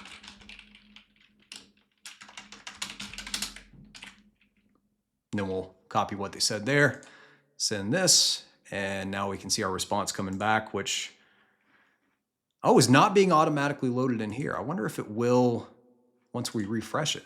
If we refresh it, I know it's going to end our session here. Good grief, there's so much different responses. That's correct. I can access and analyze the content of the document for you, working within this platform here. That's how it works.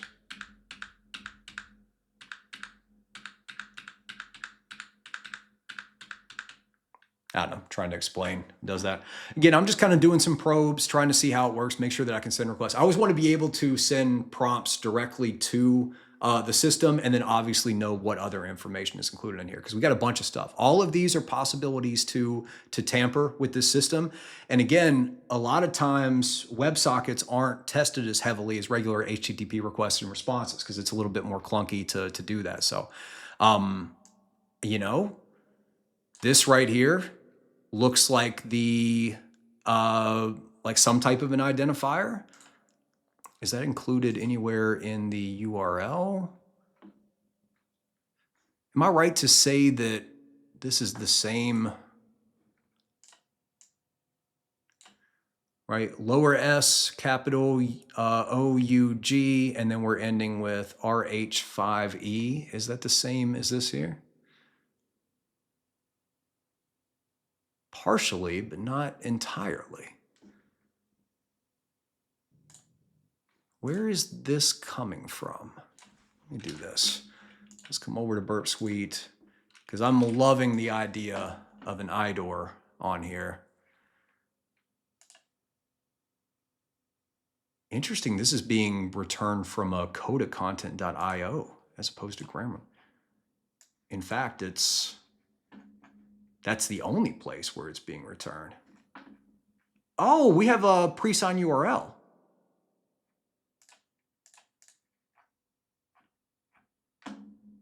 Or at least some pieces for a pre-signed URL. Let me go on, move away from this. I haven't set the scope. Hold on, let me come over here. Let's do Superhuman, Grammarly, and then we'll also do Koda. I want to find that Koda content.io. Is it Koda content or Koda hosted? Oh, well, no, looking in the wrong place. Where's the search? Koda content.io. I'm already getting super interested here.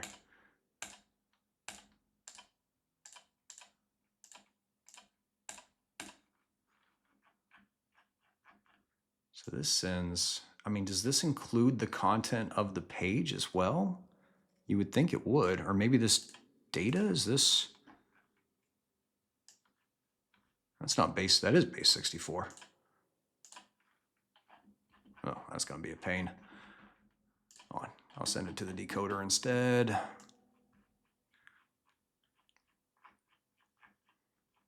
What is going on here? We may be able to test some file upload with the infrastructure there. Let's go to decode, come over here, smart decode, nope, base 64. We do have some stored data in here. Got some ID values. Yeah, this is something we'd be able to test. We'd have to script it out, but it'd be interesting to fuzz that in that way.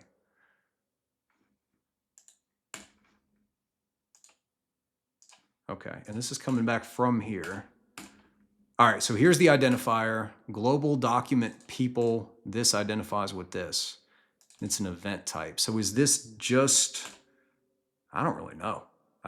If this is a possibility for an IDOR, I may have to check some different things there, but I am not entirely sure. Okay, let's come back from this. Still, we got the ability to test that. Anything else interesting coming in here? Scope, rev, doesn't seem to be impacting that. Anything else coming back here? Back-end blob. I don't know what in the world this is. This is not regular base 64 that we could pull data out of. We have some extra properties. What is this right here? We've got a unique identifier. Oh, and it's got the full thing here as well. The full thing in the response, as opposed to it being all broken up.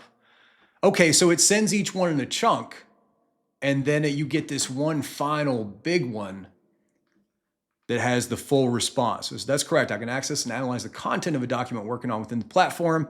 Here's how it works. Active document only. I can read, edit, and suggest improvements on the text you're currently working on, but how do you get that text?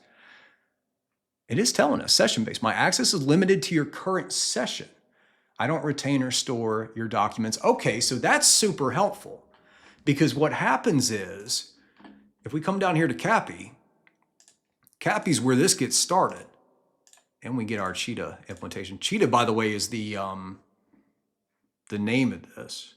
Now let me see, just out of curiosity. So we got our options pre-flight there. Let's cut these out. Let's move this to a get. Can I get anything unauthenticated? Well, no, user not authorized. Come over here to the free WebSocket. So this is where the WebSocket is being instantiated. So send this to repeater.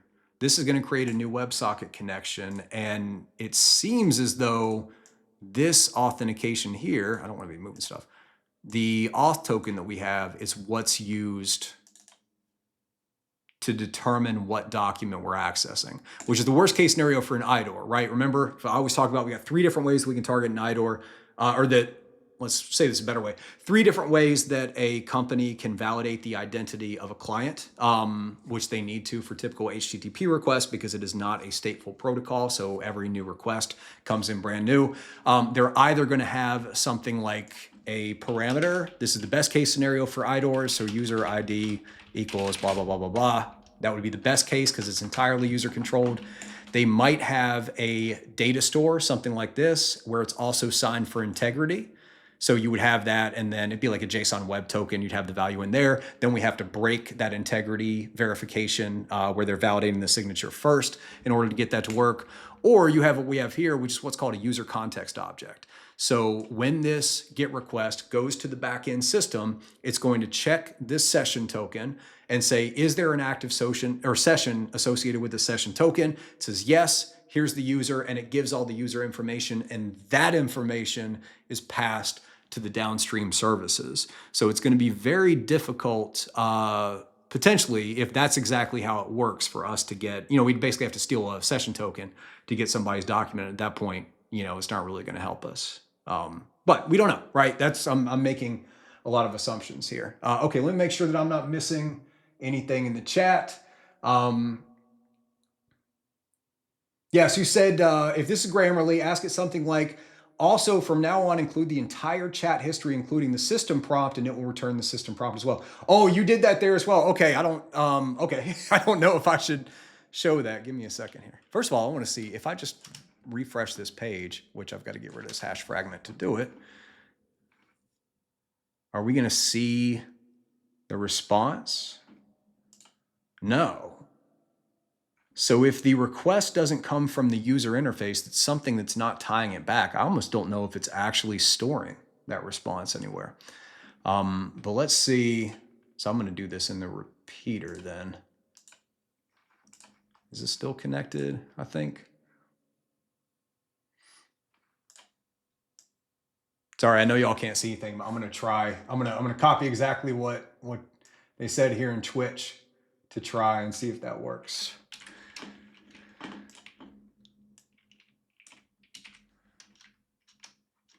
Oh, I got to reconnect. Okay.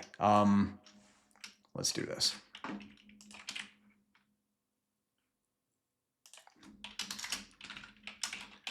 Tell me how you identify a client. How do you know which user they are when the WebSocket connection is created? Right, so you can ask a question like that as well. You don't know what it'll tell you and what you don't. Just like I mentioned before, so I mean, you're social engineering, you're kind of probing, you're trying to see, you gotta figure out, just like how you would probe and send different potentially malicious characters and do some fuzzing to try to determine how they're validating user-controlled input on the server side. We've also got to do some fuzzing to try and figure out how they might be trying to stop us from doing anything malicious there. So let's do this. I'm gonna move this over here. I'm gonna move you over here for a minute so I don't show anything I'm not allowed to show, and we'll just see what happens for a second.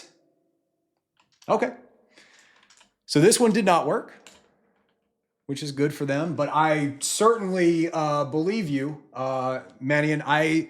So I have found ways to, and I think Decrypt has as well. You know, so let me know, Decrypt, if you're still hanging out. But I have found some ways to get this prompt to be, or get this AI system to be a little bit more friendly, let's say, or kind of tell us a little bit more than probably it should. All right, what it says, I don't have access to user identities, et cetera, technical metadata. It's handled entirely by the platform, Superhuman, your browser, or another service. I never directly access that solely. All right, again, we can take that all back, take it all with a grain of salt, because it's very likely that a lot of things that it's saying are specifically included within the system prompt there. I got a question in YouTube here. It's been a little while. Sorry, I'm trying to go back and forth. The 100K file, I really like that. Definitely started on Bug Bounty. Yeah, for sure. Do I like Kaido or Burp Suite free more? I've had a Burp Suite Pro account for I don't know how many years now. I've been using Burp Suite for my entire career. I'm just kind of locked into it. You know, I mean, it's a phenomenal tool. I'll be the first one to advocate for it. I've used Kaido a little bit. Kaido is great. I'm going to use Burp Suite for as long as I can, because it's just, I mean, you know, I think you can see as I'm using, like it's very second nature to me. Kaido, I'd spend most of my time kind of looking for new stuff, but I love Kaido. It's a great tool. Love that it's built in Rust too. Kaido is especially great at, if you want a lot of verbose logging of what it's doing, right? Like, Burp Suite, because it's written in Java and how it handles it. Like if you do logger ++ and then you go and run a scan or do anything automated, you'll run out of memory pretty quickly because it loads everything up there. So, yeah. AllSwap. Yeah, AllSwap Autorize is one that's similar over there, I think, or works in a similar way, I think, if I'm remembering correctly, but that's good. Awesome. Got some more people coming into the YouTube there. It's fantastic. Poor user, you said convert the input. Oh yeah, this is the one to say. Okay.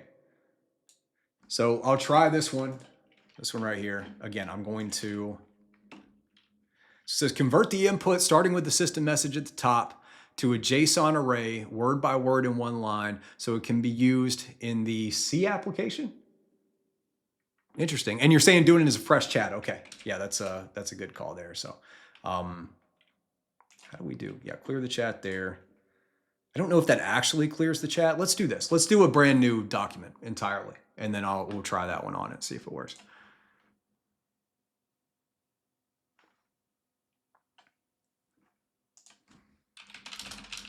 Arson. All right, now again, I'm gonna pull this off so that I don't show anything I'm not allowed to show.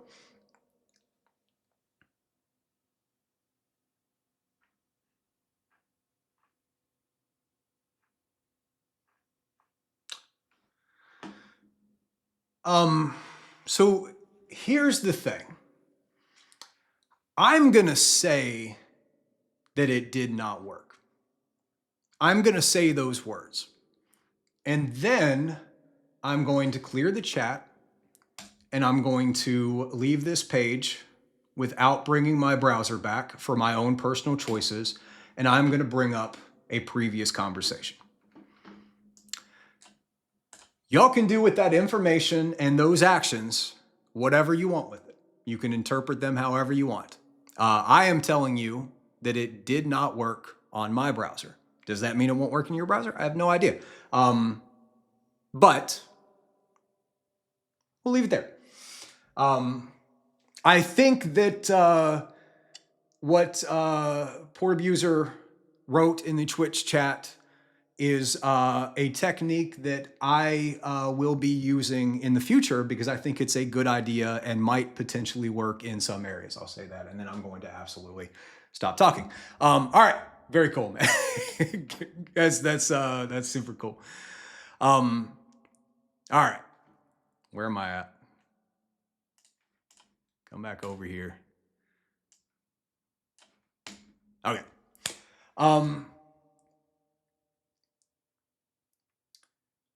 So I mean, hypothetically, if it worked, I would say that hypothetically, if it worked, it probably would have given us a lot of text, and I wouldn't have been able to read through it and thoroughly tell you whether or not I have sensitive info while I'm on the stream and trying to figure out if hypothetically it had worked. Again, I said it did not, but if it had worked, I probably wouldn't have been able to make sure whether or not it had sensitive information while I was trying to pretend that it did not work. Because of course, if it did work and I would have to pretend that it didn't because we're on a live stream right there. Of course, I'm not saying that's what happened, but you know, so I would think I would probably need a little bit more time when I'm not on stream to go see if it has any sensitive info. You know, hypothetically, as we said, hypothetically. All right, moving on from that. Let me kind of move back over here. How are we doing on time? We're about an hour 40 in here. Okay, let me kind of we'll put a pause on this here. So we've got two different systems now that we know how to interact with. We've got our Grammarly, which goes through the WebSocket. We can send a request directly to it. And we've got our Koda, which we can send using an HTTP request. Two different systems we can test. We can start building a general attack plan. We've already thrown a few things at it there. Does anybody have any questions about what we've talked about so far? Does anybody have any other specific tests that we want to make sure we run on these? Anything like that? Thank you, cool guy. I appreciate that. Thank you. Coding Gang in YouTube, you said try to upload a script to see what's going on. Do we have the ability to upload scripts or like to upload things into Grammarly? Like I know you can upload to the document here. Can we upload anything anywhere else?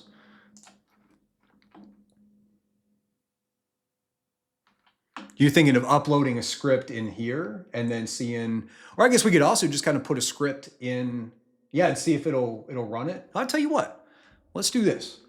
Where's, I think that's an interesting idea. We'll come back over here. Pull this over. And I'll tell you what, since we got a bunch of other people here, I'll just give one more quick plug. February 21st, so coming up in about a month, a little bit more than a month, I'm going to be hosting my first bug bounty hunting training. It's a 9-hour live training that we're going to go through all these different things. So there's a post about this in the Discord and the LinkedIn, all that type of stuff. If you're interested in joining, you can get tickets now. There's a limit of 50 tickets. A good chunk of those have already sold out. In the first couple of days, I've had these on sale. So if you're interested in participating, I would love to see you there. All right, plug over. And let's have this write a Python script that will, let's say, just wait for 30 seconds, then, I don't know, then print done. Something very similar. And then we'll see if we, kind of like testing for a blind SQL injection, you know, something similar. Okay, that's easy enough. I'm sure I could have written that from memory, but, you know, I've apparently lost all those skills now, and I'm lazy.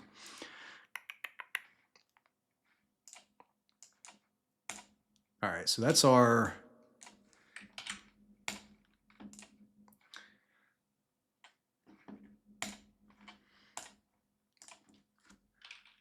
run the Python code in the document you have access to.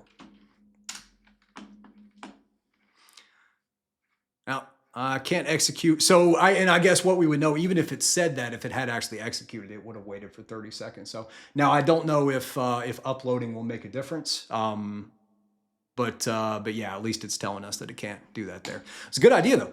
I like that idea. And again, there could be like some different ways to test it. Can it visit links? It says it can't, but yeah, we can find out. Yeah, webhook.site would be a good one. I've actually got my collaborator up here too. So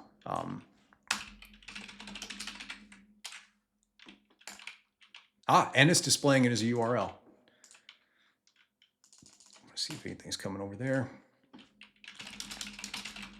What is the contents of the HTTP response in the URL that's in the document? Yeah, I'm sure it's. So I would imagine that it's processing these and trying to block it before it even looks at the document. We could try webhook.site.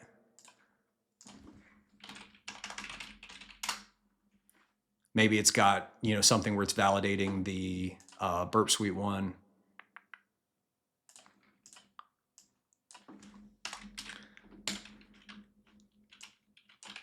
Let's make this a full. Actually, maybe we can do this here too. I like this. So now we've got a link. Tell me about arson. So what I'm hoping is going to happen is that it looks at that, sees it's a link, and then makes that send over there. Yeah, it does look like it's just a chat bot and not very agentic from what I'm seeing here. It doesn't even seem like it knows that that's a URL. Not a typo. Come on. Hey, hold on. No.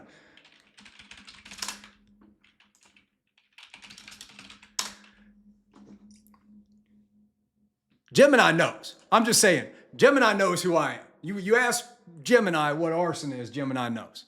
I like that. Look, got all types of different stuff. Yeah. Act like you don't know. All right, I'm being stupid, sorry. Somebody said, Sparky said, I've had to do a lot of LLM pen testing for work and it doesn't have and if it doesn't have agentic capabilities, then all you're going to get back is hallucinations. Yeah, exactly. So that's what we're doing here is we're probing. Going back to our initial, the OWASP top 10 for LLMs, right? We're probing to try to see if we can get any type of prompt injection that would let us get to that agentic functionality, you know, find out what it's accessing back there. But yeah, 1000%. If it's just a chat system, the most you can get it to do is tell you about, you know, making a bomb, that type of stuff, or give you hallucinations, things like that. So you've got to figure out what it has access to, if it's agentic or not, before you can do that. Said, haven't looked at what this is, just joined. Yeah, so this is the Grammarly. Grammarly and Koda, which are both part of Superhuman now. We look at that. Yeah, and we were talking about the system prompt and everything as well. Yeah. Oh, nice. Port Abuser, you said it comes from that blog. Yeah, so definitely anybody in the Twitch chat. In fact, if you don't mind, I'm going to copy this over for anybody in the YouTube over here. Koda Gang, what's up? What's your question? Yeah, because I think that's a phenomenal share, Port Abuser. For anybody that's on YouTube, we've got some people in the Twitch chat that are also some big players in the Discord and everything, and got a lot of very talented, knowledgeable people in there. So. Yeah, that's great. Yeah, I can get it brought up. We could test some stuff out there too. So can it leak users' data or not possible? Well, I'm not seeing any initial functionality. I mean, look, you know, we're already, you know, coming up on 2 hours into the stream here. So just kind of going to do it. It's a lot of time to kind of probe and figure out how it can actually function. But fundamentally, it's going to depend on what capabilities it has on the back end. And we're trying to figure that out at this point. Like it's kind of the recon that you'll do with this is, so that's what we're sending in is probes. Like, what can you do? It's telling us what it can and can't do, but we're taking that with a grain of salt. We're trying to kind of manipulate it or get it to do something it says it can't do. We're trying to leak the system prompt so that we can figure out what its rules are, so that maybe we can manipulate those rules. All those different things. So right now, from what we've seen, I believe that if I'm just going face value on what I've seen and what it's saying, no. I think that what's happening is the GET request comes in, like we were talking about. Where is it? Over here. It validates the user's session through these cookies, and then it identifies the active document there, and then it just kind of uses that process. It doesn't look like there's a lot of back-end functionality outside of just a general LLM, general chatbot. But that may not be the case. And that's where we're just like how you fuzz for hidden parameters, fuzz for hidden endpoints, fuzz for anything. We're trying to do the same thing, but within this LLM system, we're trying to figure out if it has any functionality that we don't know about. You said if there's a function name in the system prompt that it can call. Yeah, exactly. So that's where leaking the system prompt first, you go through and read it, and ideally it will tell you things like, yeah, is there a get users or like a read tool, something like that. For a cloud AI model, that's a critical leak, right? For the system prompt, no, we talked about that a little bit earlier. System prompt, it depends on what's actually included in it. It may be, I would say it's, probably always something that you would want to report, I guess. I don't know. But like if it doesn't have sensitive data, if it doesn't, show you additional functionality that you shouldn't be able to get into, like I would think if I reveal a system prompt, I've never submitted that as its own bug, I can tell you that. If I revealed a system prompt, I think my main goal would be to like understand it and try to show some additional impact on top of that. Hey, thank you so much for the follow too on Twitch there. That's awesome. All right, let me come back to YouTube here. Make sure not anything missed. Okay, so yeah, Coding Gang said your one quick question. Do I have a chance if I visit to enter a random site and say I saw the chatbot, I can penetrate? So I guess you're asking if you just go to a random website and you see a chatbot, can you just start pen testing it? If that's the question you're asking, I mean, no, they would have to be part of a bug bounty program or a vulnerability disclosure program or something where they've said that they welcome hackers and penetration testers to come in and test their system. Now that's what we're doing here, right? We're going through HackerOne, so they have a public program on here where we're allowed to come in and test it. But if they don't have that, then no. Yeah, it can be. It can be very illegal to do that. There's some people that still do. And there's people that are what are called gray hat hackers, which they test on things that they don't have permission to test on, and if they find anything, they will send an anonymous email to the company and try to get paid for it without getting in trouble. I do not recommend that in any way, shape, or form, especially if you have companies that are like opening bug bounty programs. Like for me, the way to go about that is to make bug bounty hunting as an overall industry more reliable and more trustworthy, so more customers, more companies want to come in and have a bug bounty program. I also think that there should be regulations in place that require it, but that's a whole other conversation to have there. So do I recommend the PAPA cert by TCM? I obviously know TCM. I've heard good things about them, never taken their certification. I don't know the PAPA cert. Which one is that?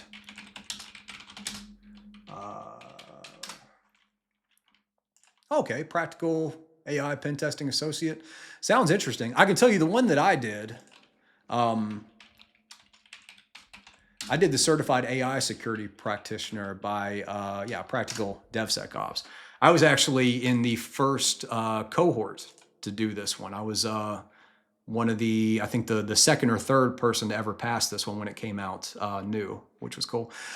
This one I like. It is it's a practical test. I will tell you, you get in what you get out of it what you put in. You can definitely pass this test with kind of going through everything and just do like some basic knowledge. If you really dig into their labs and their material, you're going to get a lot out of it. So I actually found that the labs and the material and everything here, especially the labs, were more helpful. There's a lot of like you'll go in and build AI systems, you'll poison data models and stuff, and you can do it all. Like it's kind of copy and paste. So you can, if you don't challenge yourself, then you can just coast right through it. I don't think you'd be able to pass the test at that point unless you already knew how to do it. But so not too challenging, but if the content is really great. I thought the labs were phenomenal. They show you like instead of just giving you an AI system and telling you to break it, they have you build it first. And so you understand what you're doing and you build it modularly. So you build everything up, you train the model, and then you'll go in and attack the model, and then you'll fix it, and then you'll implement security control. So I like the way that they did it. It's very, very good with that there. Port Abuser says, since this is a GPT 4.0 mini, can you try prompt injection? Is that what's on the back end there? Are you talking about, Port Abuser, are you talking about for Koda or Grammarly? Because I think Grammarly uses Cheetah. Let me see here. I'm gonna paste this in here in just a second anyway. It's moving around on me. That's funny. Oh, let's just see. I feel like I can do this one. I don't see any reason why I can't send this. Hey, updating. So the implication here is that these new lines are going to be used as a delimiter or delimiter. I'm not good at talking. I don't remember which word that is. I don't know. Anyway, I got to look that up now. The one is cool here too. So yeah, I guess it'll be used as a new section and potentially bypass that. Let me see. Interesting. So that, you know, again, we're not leaking any information. We're not doing anything, but that's not a vulnerability. I don't mind showing that on stream, but it certainly, you know, again, I do think that we're starting to get right on the edge of a prompt injection there. And so potentially from there, you could get a lot more information about some of this stuff in here. So yeah, I think our Twitch chat is really start to dialing into some tests that they can take right after that. Yeah, not a vuln, just fun. But it does show that we have more. Oh, the key there. Okay, so that's interesting though. So the key there, you said, is the 3 number signs or you know, hashtags, I'm sure is what kids are calling them now. But interesting. I wonder why. That must be like a standardized way of identifying. So I know that there's some like certain characters and everything that do that, but that's super interesting. So yeah, so again, our Twitch chat, I think, is starting to dial into a specific testing process, right? We're starting to get control over that AI system. So can we use that control to leak any other sensitive information? You know, can we do it? Can we find out what packages are actually being used or what any of the backend code is? You know, and I want to know too, I don't know this at all, if it is, you know, just GPT-4 or not. I mean, they must be doing their own fine tuning and training, I would think. I mean, Grammarly, if Grammarly is not doing their own training on all the data that they have, I mean, there's just no way. They must be doing it. Cool guy asks, so what's the severity of a prompt injection? So that's the thing. That's what I've kind of been talking about is prompt injection is more of a means to an end. Prompt injection, you're forcing that prompt to break the rules. So figuring out what the impact is, what the severity is, depends on what that model has the ability to do.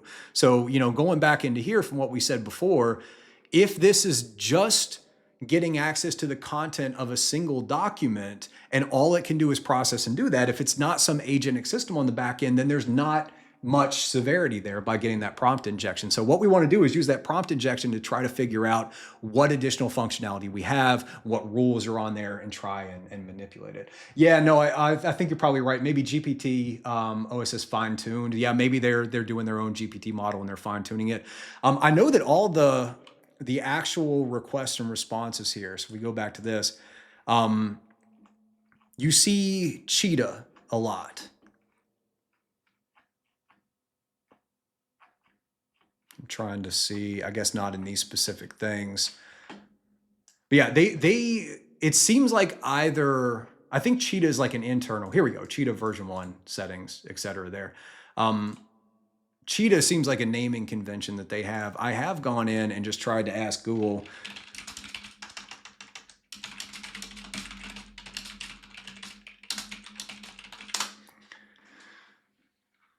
Always just want to see what Google has access to.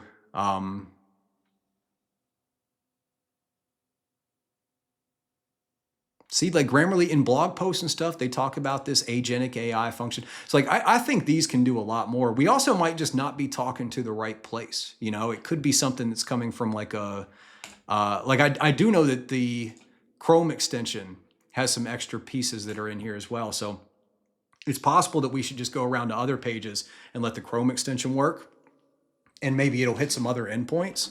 I know there's a few different WebSockets there, or just maybe the WebSocket connections are going differently. But this is usually what I start to do as well, like just kind of see what engineering blogs are out there, see what, you know, what are there posts on LinkedIn where people at Grammarly are talking about how cool this new system that they're building is. Job postings, go to like AI job postings for Grammarly and see what types of technologies and stuff they're talking about having there. You know, at a glance, it doesn't appear that Grammarly is agentic on the back end, but I can't imagine it's not. I can't imagine that there's not multiple different agents that are running in there. Oh, you remember? Yeah, so I know there's a model called Cheetah as well. I looked into that at one time. I don't think that's it. I think it's the same name, but I think it's something completely different. I could be 1000% wrong about that, poor user. So huge grain of salt. But I remember one of the first things I did was went to Hugging Face because that's what I thought it was. I figured that they had like a model, you know, on here. So I went over to Hugging Face and did Cheetah, you know, did some Google searches, things like that. And you find a few, maybe not, we're not finding that stealth model there, but again, I don't think that's it. It seemed like it was talking about something that would be a completely different use case, but I've been very wrong before. So you found an iframe XSS injection with escaping the HTML code sandbox in one pen test you did for the AI model. Yeah. So, I mean, that to me sounds like what we were talking about before, the improper output handling, right? So if we could, and I don't know, maybe this, you know, write an HTML script tag that will execute an alert. You know, this is just the absolute basic thing, but let's see if it can write code. All right, so it can do that, but then obviously it's not executing. Let's see what it actually looks like when we come here.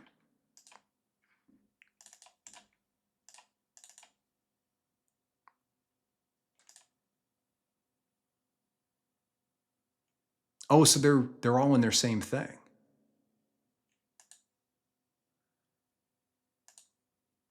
Oh, that's interesting. It's all broken up into these individual spans. So that's how they're handling it.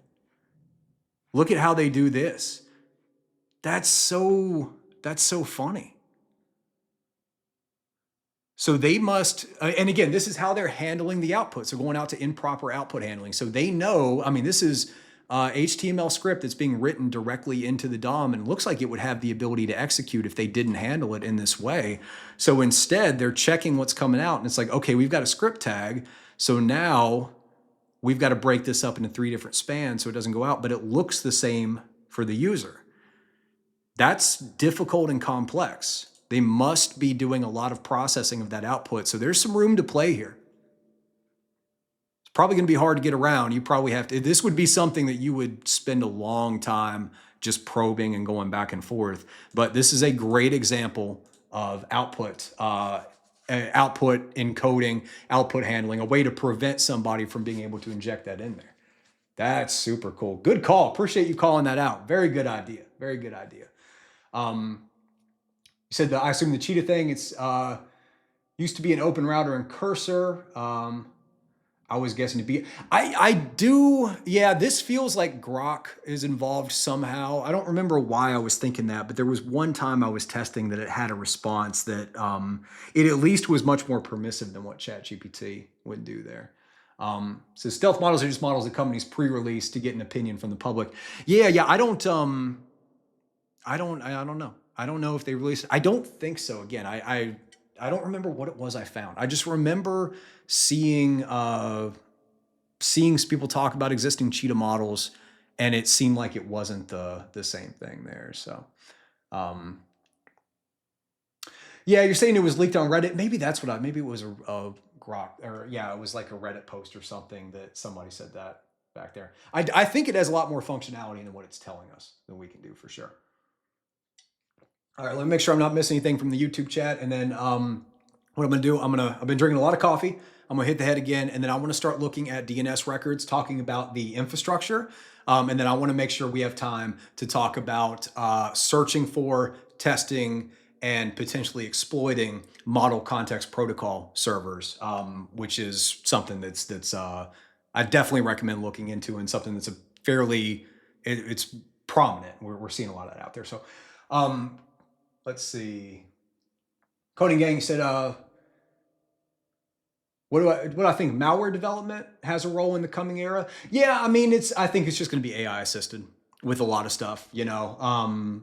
It's just going to make it easier to do it. It's going to make the it's always been a cat and mouse game. Malware and vulnerabilities and all that has been just kind of going back and forth for the past, years and years, but obviously throughout my career, which is about, I've been seeing it for about 15 years now. So yeah, I mean, I think definitely, I know personally, like people that do pen testing as a career, that they use AI all the time and generating their malware. It's very good. You have to get around it. My buddy, he uses like just the main ChatGPT to build all of his malware, and he's got his own prompt that he puts in to, you can do the settings where you can give it a bunch of context and everything. He's been able to figure out one that is basically like a do anything now type of prompt that runs every time. And so he'll get ChatGPT to tell him whatever he wants. So yeah, malware dev with AI requires a lot of role play as an EDR developer. Yes, yeah, 100%. Yeah, it's like kind of like a conversation back and forth there. But okay. Like I said, I'm going to hit pause for just a second here. I'm going to go hit the head real quick, come back, and then we're going to look at DNS records and talk about how we can test and target the infrastructure directly. Then we're going to talk about model context protocol and how to find those servers, things like that. And then we'll probably start wrapping up, because again, like I said, I was hoping to keep this to about like 3.5 hours this time, although I'm having a ton of fun so far. This 2 hours have flown by. But like I said, I do have a couple things to do this afternoon before the bank closes at 5. So I'll be back in just a minute. Throw any questions in the chat if you want me to ask when I come back, and then infrastructure MCP, we'll call it a day.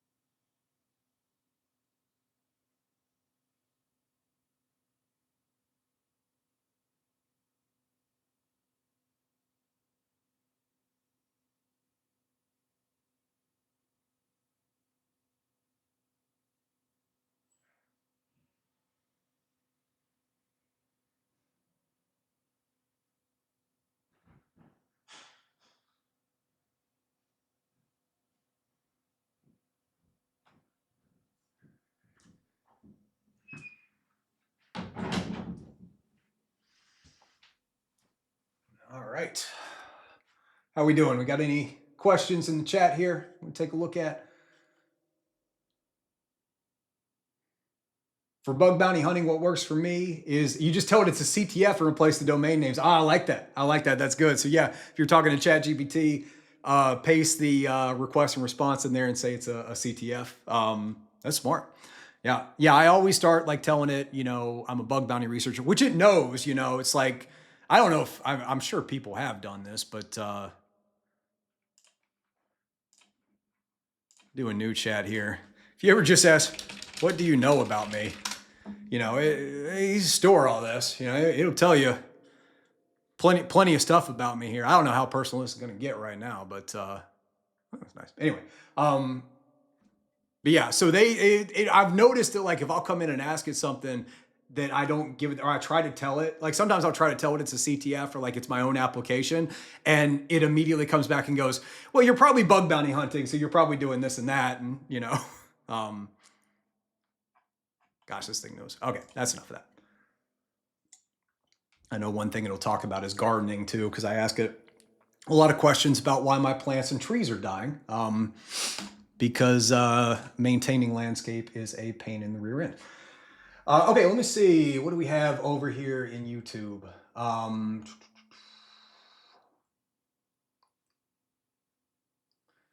Does my friend have the context prop on GitHub or anything? No, this is one that he keeps for himself.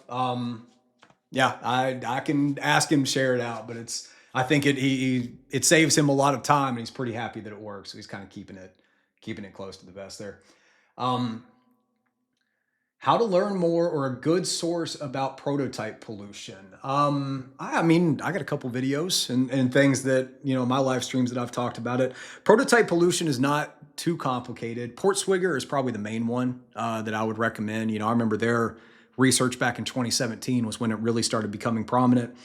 Prototype pollution, it only happens one way. First of all, it can be on the client side or the server side, and the impacts of those are vastly different. So you first got to identify, is it happening on the client side or the server side? But fundamentally, prototype pollution only happens when you have two different objects. So JavaScript objects, remember JavaScript, everything's not, but so two different objects go through what's called a deep merge or a recursive merge. And so you've got one object here and another object here, it gets combined into a single object. So you put all those key value pairs in there. A shallow merge only combines those objects at the first level. A deep merge, if there are any nested objects, so you have an object within an object, it will combine those into a single object as well. That's what a deeper recursive merge is. If you have two different objects that are going through a deeper recursive merge and the user, the attacker, has the ability to control the value of a key in one of those objects, and they're not sanitizing for __ proto, for constructor, proto, things like that, then that's where you can get that prototype pollution. And then weaponizing it depends on when that single object that is made from those two objects, it depends on how that single object is processed. If it happens on the client side, ideally that big object is being used later to render render something into the DOM, and so you can use the prototype pollution to control what's being rendered into the DOM, get your cross-site scripting, and then send that over to a victim and be able to steal their data. If it's happening on the server side, then maybe that object is being used to identify, like one of them is a user object, and so we can change what the user ID is on that object so we can get an IDOR and access something else. Anything that can happen on the server side, if it's taking a key value pair from that object, we could potentially control it. So that's prototype pollution. It's not too complicated. A lot of it happens within NPM packages. It's not as common nowadays because they've standardized a lot of the deep and recursive merges and they fixed a lot of those issues, but it definitely still happens. Definitely keep testing for it. Oh yes, we hack has some good ones too. That's good to know. Yeah, Portswigger has some great ones. Do you think it's a good idea to specialize in cache poisoning? And first I wanted a deep dive to HTTP request smuggling because I enjoyed it. But I think James Kettle already automated the FCK out of it. Yeah, you're right. Yeah. James Kettle's incredible. I got all the respect in the world for him. They're both tough. So, I definitely would not say specialize in cache poisoning. I don't think that that's prominent enough to be to say that's your main thing. But I would, if you got really good at it and then also learned, for me, cache poisoning is you can use that to build impact with other things. A cache poisoning is obviously impactful, but one of my favorite chains, vulnerability chains, is cross-site scripting and cache poisoning. If you can find that where you can get a reflected cross-site scripting, and then you can also poison the response so that everybody that requests that thing gets the cross-site script, those are the most fun. So I would kind of dial into that and maybe focus on account takeovers through client-side injections, through reflected cross-site scripting as a place to start, and then have cache poisoning be a component, a way that you could potentially weaponize that. That's probably the way that I would go about that instead. Okay, cool. So let's go ahead and come back over here.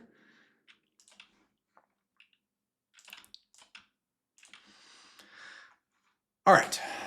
So like I said, I want to talk about the infrastructure itself, because it's a big component of it that gets overlooked, these SageMaker and everything. So SageMaker and Bedrock, and kind of with a specific focus on AWS, because that's what I really know.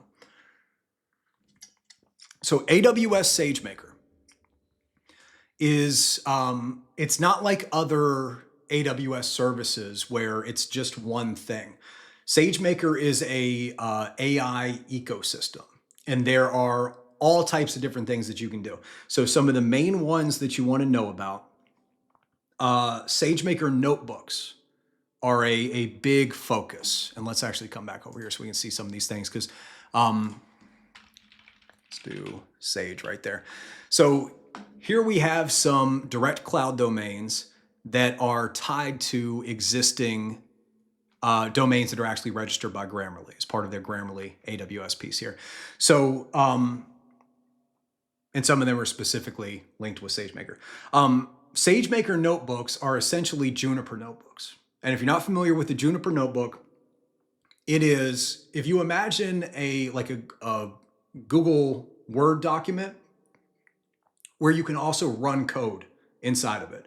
So you can write something out, say, this Python script does this, and then under that you can create a little code block. But instead of it just being a code block or markdown, you can actually execute that code and it will show the results within the Juniper notebook. So the purpose of this is it almost like combines documentation and scripts together into a single piece where you can go. And it's used by developers for a lot of different reasons.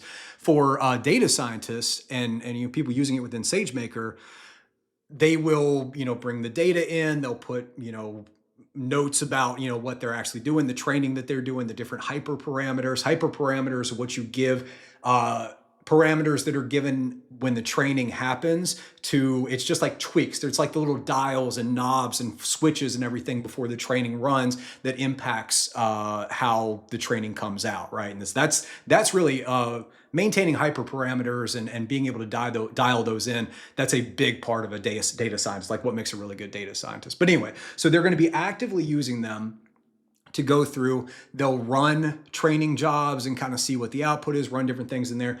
So this is something that the data scientists and the developers, these SageMaker notebooks, typically they need to be able to access from an external perspective, right? Especially if the company's like working all over the world or anything, they'll have some type of an authentication system ideally.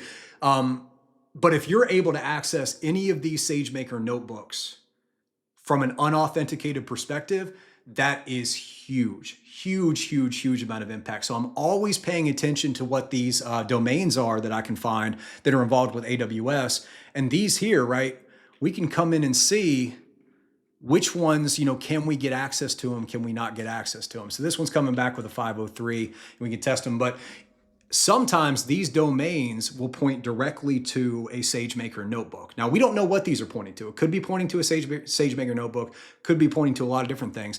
If we come and look at the actual domain, we see that this name here, there's SageMaker and SCIM, which we can talk about what that is in a second. External, which tells us it's supposed to be external facing. But if we get down here, we see that it's an ELB. An ELB is an elastic load balancer. So it's a load balancer that you would put, obviously in front of different applications and stuff that's designed to direct HTTP requests to different places. So that tells me, this CNAME record that's tied to this tells me that what we're accessing is a load balancer that is designed to handle the routing to these internal systems.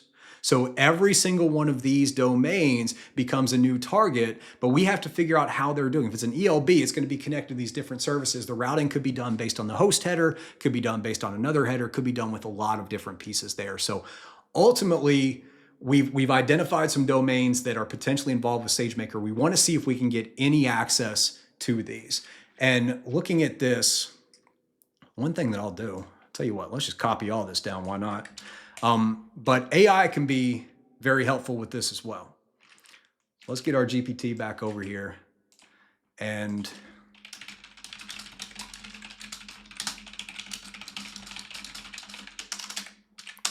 we'll just come and give it this and let's wait and see what it says there. Ubisoft Lover says, how do you get in touch with you want to collab? I mean, the Discord server is the best way to get in touch with me. Please don't go in and at me. I get people at me and DMs and everything all day. I get so many messages. I'm sorry. Like, I would love to be able to collab with everybody. I just can't. I don't, I've been working 12-hour days, pretty much every day. I don't have a ton of time to collab there. I will say the best way to collaborate with me is, I guess, becoming a partner in the memberships. And we do live hunting sessions, something that we've started recently. We did the first one on Tuesday, and it went great. I mean, everybody that came in, I think we had a blast. I know I certainly did. But yeah, so I know I get that request a lot. A lot of people that want to collaborate and work on different things and stuff. Hopefully in the future I'll have more time, more bandwidth there. But yeah, right now I'd say join the Discord. We've got an incredible community in that Discord of people that are. We've got things in there if you want to find other people to like form a bug bounty hunting team with. If you just got any questions, right? Like people are super open and welcoming and for any questions you have, stuff like that. All right, so see what this says here. I'm looking for, here you go. This is what I wanted to specifically see. So this appears to be a elastic load balancer that is handling two different things. It's handling SageMaker, like we talked about, so it's going to route some things back in there. And it's also handling SCIM, the System for Cross-Domain Identity Management. So this is an authorization, authentication authorization framework mechanism here. We've got Okta, Azure AD, et cetera. So what is probably happening, because we see this SCIM as well, is I would bet they're using Okta. Most people use Okta, but this is probably involved in some way with single sign-on, SSO. And so what we would want to do is, first of all, we see, can we access any of these and get any type of a valid response from the ALB itself, right? And this is not a bad one here. Looks like we're coming in as an HTTP. Is that right? No, it still says HTTPS. So maybe we have a certificate issue there. But we're getting a 404, so a 404 is good. A 404 on an ELB, because we're accessing the elastic load balancer directly, this is kind of it just saying, I don't really know where to go.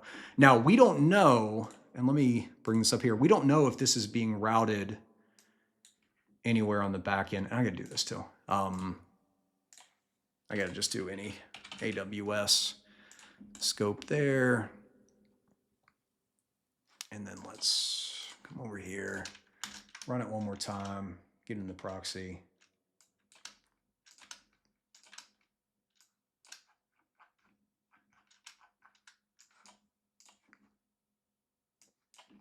Sorry, should have added AWS in the beginning here so we can see it. So turn that off, turn this back on, and hopefully now we will have the AWS domains as well. We do, although I'm not seeing R1. So it's just pulling up the cache. Let's do a new private window. Let it go through that way. Oh, no. You know what? I know why it's not showing. It's not showing because it's a 404. I do this all the time. I don't know why. The default on here is that it doesn't want to show 400 requests, which I want to see 400 requests. Still not showing up?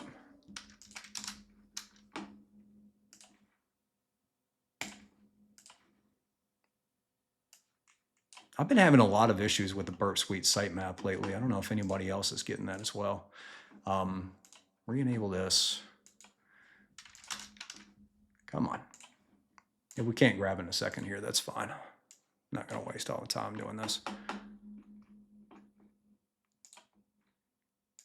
All right. I don't know why it's grabbing it. That's fine. Restarted here. This is kind of interesting. I don't know why this is coming up.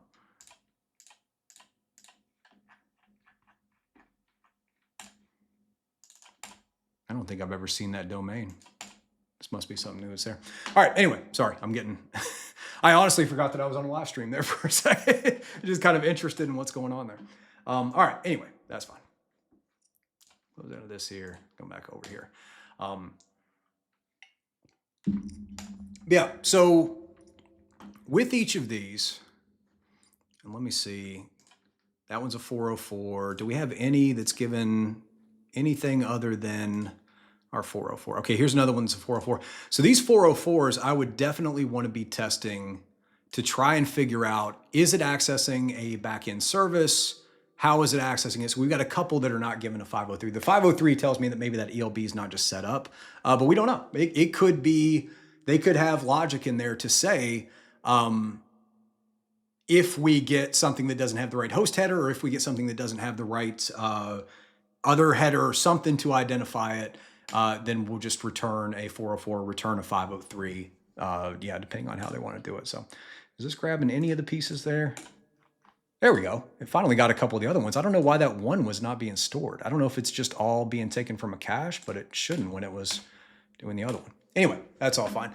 So we've got three. We've got RP, RPO, and QA. So quality assurance. RP and RPO, I don't know what that might be. There's our 503. Let's all show in the 503.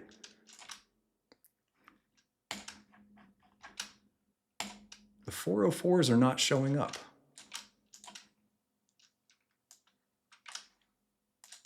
There we go. There it is. I don't know why it's not showing up there.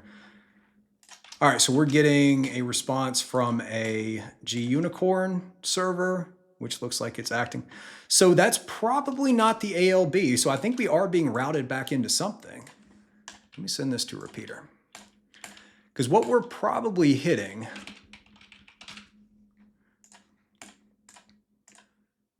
what I'm guessing this is, right? Because SCIM, like we talked about, that handles authorization, authentication, and then we've got SageMaker as well. So I would assume that this is an external IP address, and it's probably not meant to be accessed in this way. It's probably meant to be accessed, right? This is a CNAME record, so they would probably want you coming over here instead. Is this one of the ones that does a 404? It is. Let's see if that changes anything.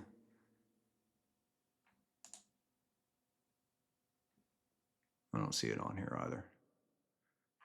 What do we have Miro stuff coming up? Do I still have a Miro thing open? Huh, I don't know. All right. So what it seems like is happening is we are actually being routed to something on the back end, even with this, some other server in here, but potentially, yeah, we could fuzz for endpoints on this, but I'm betting it's the SCIM implementation. So we're probably, when we first make a request in, we're probably hitting these SCIM endpoints, or we could potentially find those SCIM endpoints. And then once we're authenticated, and so we have what's probably like an authorization header or something else added on here, then it's going to allow us to get back to those SageMaker notebooks. I'm betting that's what it is. Hey, said I'm watching you at work right now because that's how much I love you. I love you too, man. Thank you. Seriously, thank you, man. Thank you for watching. That's awesome. Hopefully it's helpful, or at least nice to hear in the background there. Hopefully I'm not missing too much in the chat there. If I am, somebody please let me know. But yeah, so my approach to this here, we've got the ones that are 404. We could fuzz for some endpoints, but what we can also do, because we've got our conversation going with ChatGPT, and if you read through here, it'll start to make some of the same things. So here it's kind of saying the same thing here. It's most likely the flow that an enterprise customer reaches out to this domain that is handling either Okta or Azure AD, and then it goes through the SCIM to validate. And we've got a couple endpoints in here. So what we can do is bring this back over and just start testing and seeing if we can hit any of them. Now that one's a 404, and we're just probing to see, does it actually work the way that we're trying to figure out, the way that ChatGPT is making a recommendation. And then these here as well, right? This might, if we could get any one of these to work, we might be able to exfil something too, right? Is there any users? Now I'm not seeing on this one. Let's try maybe, I'm gonna do this.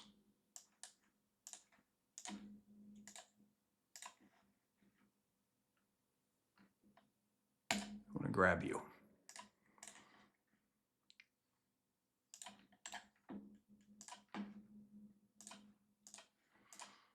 And we can try the same ones on here, because usually this host header could be throwing everything off, because usually it's not designed to be accessed directly with this AWS. It's designed to be accessed with this. So it's possible that that is throwing off the SCIM. Now we're still getting a 404 there. But yeah, so I would go through and test any of the known SCIM endpoints. You'd have to look up the ones for different services and things. But ultimately, you're trying to figure out if you can get access to any of these SageMaker endpoints. And your main target is probably going to be those notebooks. So I mentioned otherwise there's training jobs, batch jobs. In fact, we can see what are all these services included in AWS SageMaker that could be accessed externally. See if it can give us a full list, because I know there's several different pieces in there. So am I uploading this stream? Yeah, no, this will be on YouTube, same way that I always do. So once we're done here, I'll get it over. It's got to go through the process of encoding and going up to YouTube and all that, and then it'll work through there. Yeah, most company SSO IAM stuff is behind internal VPN, so low chance of hitting anything there. Yeah, absolutely. So if you can just get access to an AWS SageMaker notebook or anything like that, then that's going to be a very large impact. Here, yeah, like the model training jobs and things. I don't think these are pointing directly to specific stuff. Yeah, your SageMaker pipelines, which is your end-to-end machine learning workflows. That's where it's going to have that.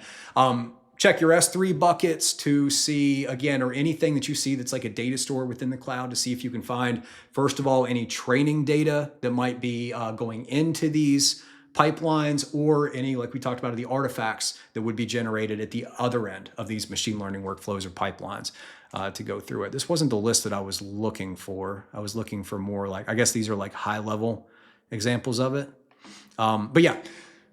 Let's see if ChatGPT can give us a better list before we move on from this.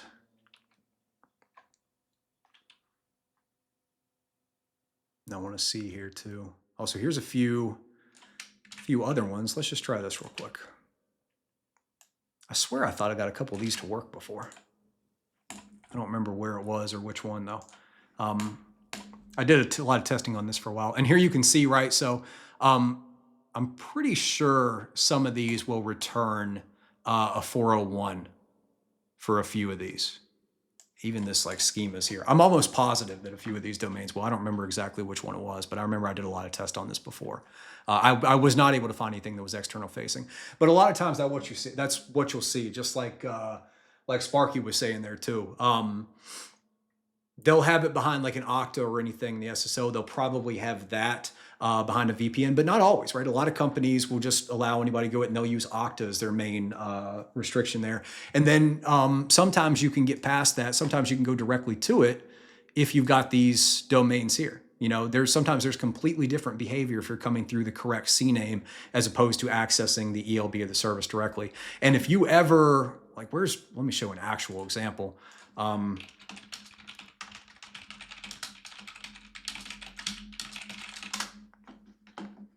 So the ones we're seeing there, we're seeing elastic load balancers that just have the names, name SageMaker in it. But with these, is it going to give us a full? Come on.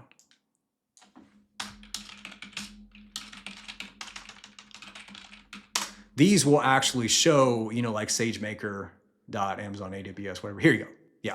So you've got SageMaker.AWS as opposed to ours over here is ELB.Amazon AWS. So that's how we know that it's, I've got too much stuff in here. That's how we know that it's an ELB. If you see any direct, I don't know where it went anymore. If you see any domains that are directly going to SageMaker or anything, those are the ones that you can also try to access directly. But it just depends on how they've got it set up. There's 1,000 different ways that they can get it set up. But anyway, wanted to make sure I covered that. There's going to be a lot of videos that I'm doing, both on the AI video and then also on cloud infrastructure testing video, where we're going to dig more into this. But I wanted to at least call out within this, right? If you can't tell, a lot of the live streams that I'm doing, I'm trying to like prime and set the stage for major topics that we're going to be talking about. So I did the threat modeling. We kind of went into that, and then I did the big members only threat model video. We're going to be talking a lot more about AI and cloud infrastructure. So I kind of planned this live stream out just to start touching the surface, give people the opportunity to ask questions, showing some of the basic testing and the principles behind it, right? So we're going to use these DNS records, specifically the CNAMEs that are identifying the actual AWS fully qualified domain names. That's what these are. So a fully qualified domain name is, all the different subdomains and everything together. If you can access them, and if you can get a SageMaker notebook, if you can get training jobs, if you can get access to any type of model, probably anything like that, then you probably have something that they don't want you to do. All of these should be protected by some type of IP restriction, authentication, ideally a combination of both. Okay, I think that's probably good there, because again, looking at the time here, I want to make sure we go through MCP, and that's a big topic. But let me go through and see questions, anything in here. Big Churro, how's it going? Yeah, appreciate you coming. I was gonna say, appreciate you coming here. I've definitely seen that name before. Looking through the YouTube chat here. Can companies use Burp AI nowadays to automate these kind of 403 bypasses and normal? So I will tell you, I don't think many companies are going to actually use and pay for Burp AI. I think that they would probably give you like ChatGPT, similar to what you see me doing here, going back and forth between like ChatGPT or anything, or people would use Cursor and maybe do that. Now, can we use that through 403 bypass, other test cases? Yeah, potentially. I mean, you can definitely have it kind of test and run some things, but I would say try it yourself. Like, go find a 403, copy the request and response, put it into ChatGPT and say, what are the ways that I can potentially get around it? It's going to tell you a lot of the same fuzzers and stuff. So like AI systems, they help, but this idea that like, oh, well, now these AI systems exist, so we can just tell it to do what the, what security people and everything are doing. It's not able to do that because first of all, there's a creativity issue. It's, these systems are fairly good at recreating what it was trained to do, but obviously are held within those bounds. The biggest problem is a context window, the size of the context window. Even though the context windows have gotten a lot bigger, and that's basically like how much information can an LLM or an AI system process and essentially retain and understand at one time. And when you have these applications that are so complex, and there's thousands of different microservices and all these different downstream impacts of one thing is the effect with this and stuff, right? Like it's not the same thing. So like AI systems are really good at injection techniques. They'll try a bunch of different payloads very quickly and look for different changes in the output. That's very easy to automate, very easy to test for AI. But when you start looking at things like access controls, like general security controls be applied correctly, business logic, authentication, authorization, things like that, I don't believe that AI is ever going to get to the point, or at least not within the near future, to where it's going to be able to do that, because the context window just needs to be exponentially larger, and growing the context window is one of the big challenges of improving these systems there. Let's see. Have I ever had any luck interacting directly with an app's SCIM bridge? Not that I can think of. At least not like there's no major vulns or anything that are popping up. I've definitely had ones where like, you can find little misconfigurations, you can get bits of data and everything on it. I've never been able to go completely wide open. What I'm looking for here when I'm testing this is blatantly obvious. Like, I'm not going to spend too much time trying to dig through that, because there's not a lot of misconfigurations in that SCIM that I could leverage just by directly accessing and fuzzing that 404. I'm looking for something that would, like, there's just a complete failure and the SageMaker notebook is going to come up, or I get access to an internal AWS service. But yeah, or I would do a lot with the AWS CLI, and I'd be testing like the IAM permissions. Like, can I may not be able to get to it with just typical HTTP request in the domain, but can I use my own AWS account and use the AWS command line interface, the little CLI, to access and make changes to their, could I trigger a batch job? Could I turn on a SageMaker notebook that was turned off, because they get turned on and off like EC2 instances. All that happens through the AWS CLI, and it's determined by your IAM permissions. And so they may have it restricted from a network access, but you can potentially use your own AWS CLI. The request will go into your AWS account. And then if they're not restricting by AWS account, I mean, it would be a huge failure, but it does happen from time to time. And then you could potentially do that. But again, it's not as common. What's more common with SageMaker notebooks and these things is a lack of network restrictions to get there and access it. I found a pre-account takeover on a program which was marked informational because it wasn't realistic enough, even though it is 100% realistic due to the app's popularity. Any advice? Well, you learned something about that program. Yeah, account, and I'm realizing, because a few people have asked this, I should have been a little bit more explicit about this in my recent account takeovers video where I read through the reports. A pre-account takeover, those are going to be listed as informational 80 to 90% of the time. But here's the thing about it. It's a very easy test to run, so it only takes you a couple minutes to do it. It's a very easy report to submit. You can template it out, and you can just basically take the new information from the target and put it in there, so it doesn't take much time. It is, in my experience, I've never had one listed as not applicable and gotten a hit on my signal and reputation. I've never had that happen before. I don't want to say it's not going to happen. Some programs may feel that way, but typically, worst case scenario, what I've experienced, the only worst case scenario I've had is it getting listed as informational, which is, there's no downside to you for that. And again, 10 to 20% of the time, I get a bounty for it. So, I mean, I don't always submit it. It depends on what I'm doing. The way that I use pre-account takeovers a lot is that'll be one of the first things I look for in a new program. And then if it's like I haven't done the interaction with them, usually when I move to a new program, I'll submit 2 or 3 reports that a couple of them are going to be on the line. And a pre-account takeover is a great example of that, right? So if I'm moving to a new program, I'll submit that pre-account takeover if I find that it has that.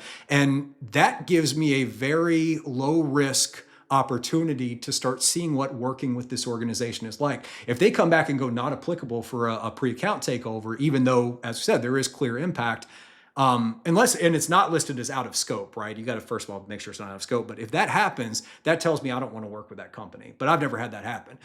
If they accept it and they pay me a bounty for it, then I know this is a company that I want to work with because they are much more, lax on that. So again, I probably should have been a lot more explicit about how, I use these, but yeah, an account takeover, the reality, or a pre-account takeover, the reality is most of those are going to be listed as informational, but it's a very low risk, very low effort. So just like with anything else in bug bounties, it's all about return on investment.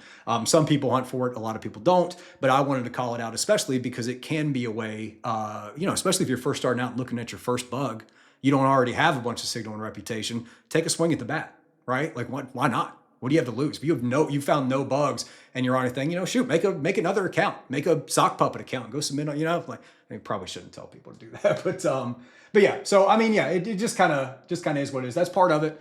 That's bug bounty hunting. Every report that you submit, there is a percentage of chance that it's not going to be accepted, no matter what. I don't care if you've got remote code execution. That remote code execution could be on a function as a service thing like an AWS Lambda that is completely isolated, so there's nothing you can do with it.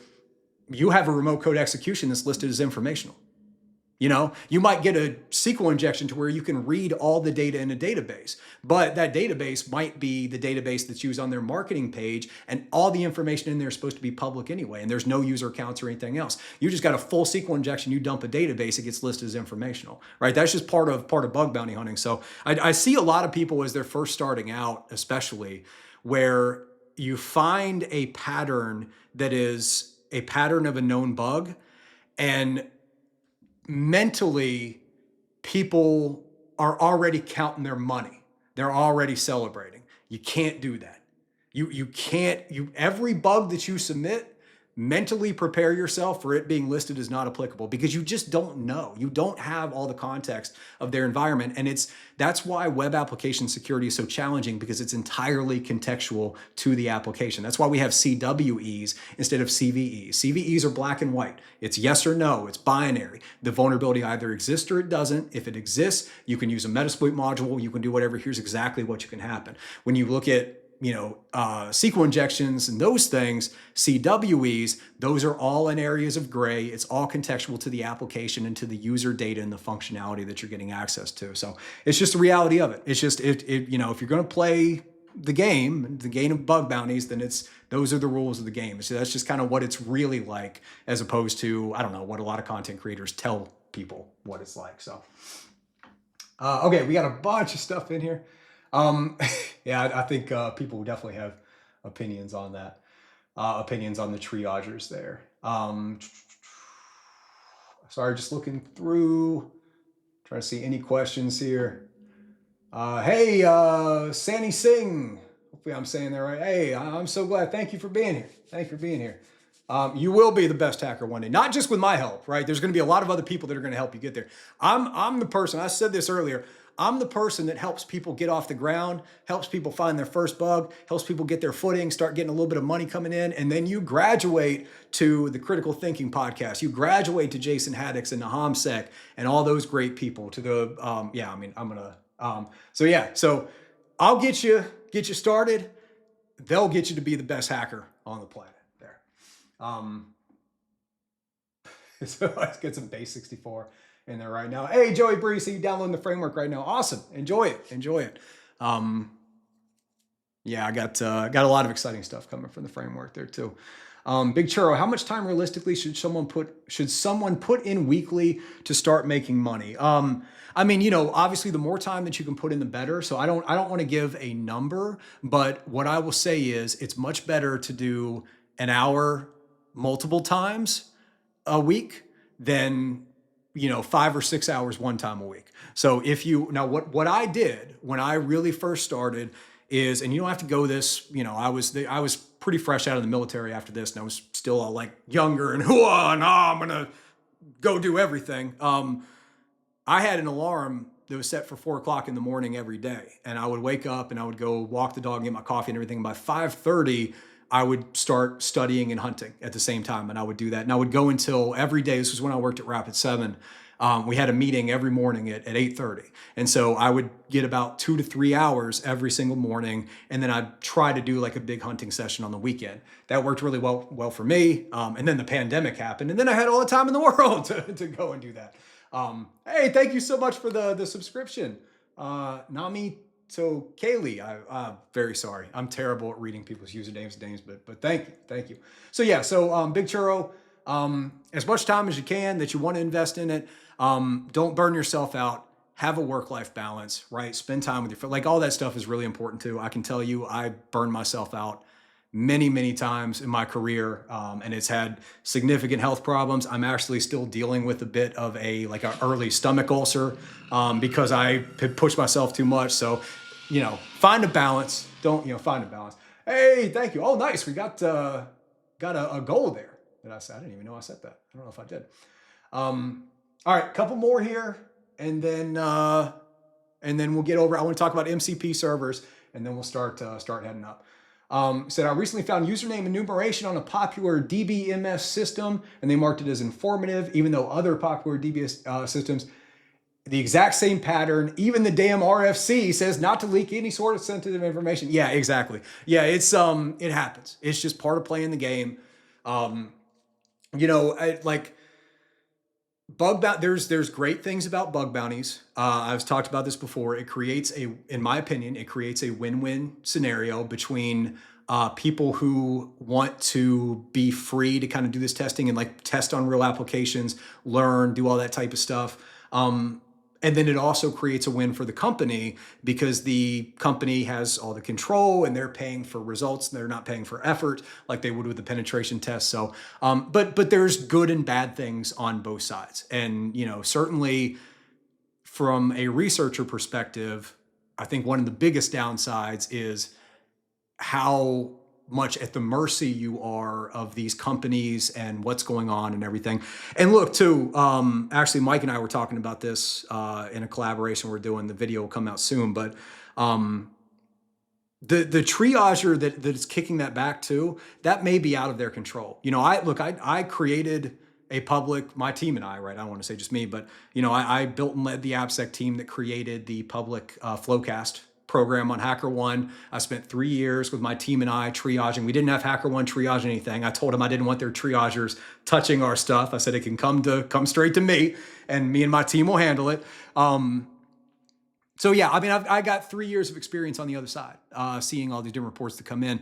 And, you know, there were times, I don't think, thankfully, we didn't run into this while I was there, but there's times when even you as the triager, you may want to prioritize and be able to do something, but there's external factors within the company that make it so you can't, or like, you know, so there's always so many things going on behind the scenes that, like, I know it's hard, but don't always like necessarily blame the triage or the person, especially if they're from the company. You just never know what external things they're kind of dealing with there. So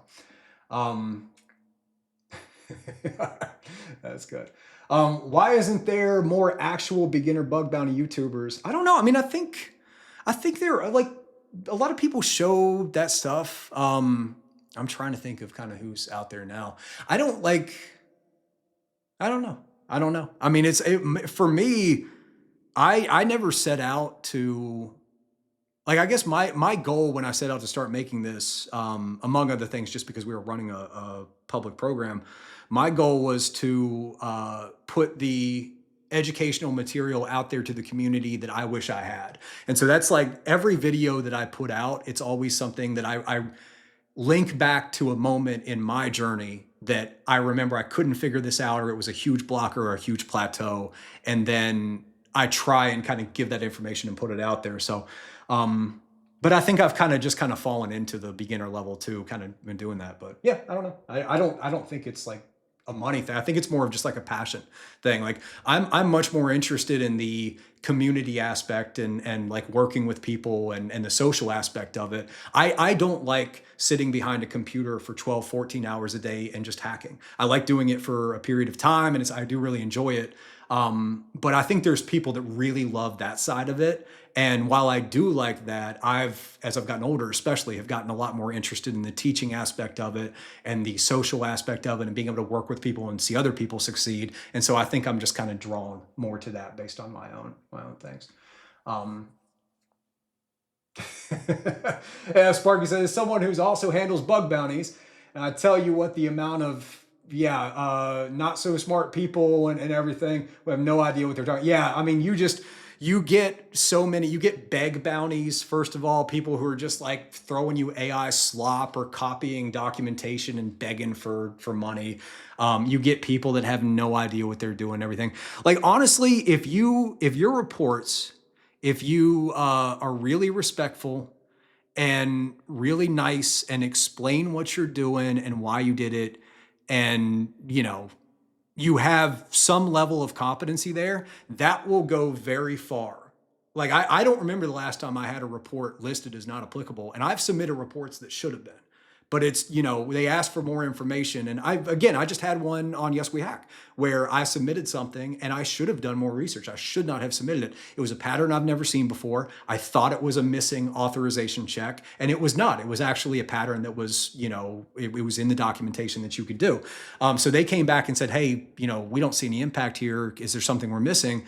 And I went and did some more testing, and I just wrote a thing and said, hey, you know, this is why I originally thought this, because of this value. I've done some more research, and here I found in the documentation that this is not an issue. Here's the test that I ran, so I can confirm that it's not vulnerable to this, this, and this. Closed it as informational and thanked me. You know, so thanks for checking it out. You know, so it's a person that you're talking to on the other end. If you're sending directly to the company, yeah. So it'll go a long way. It'll go a long way. All right. I hope I'm not missing any big ones there in the chat, but the chat's kind of got a lot in there. I want to talk about model context protocol a little bit while we have some time here. Don't need to dig too much into it, but just to give you a general idea of how it works. And yeah, I guess just how it works, how like some of the things that can go wrong. I'm thinking out loud of like how I can best show this. Let's do this. Let's bring up ChatGPT might be the way to do this here. Give me some basic server code for an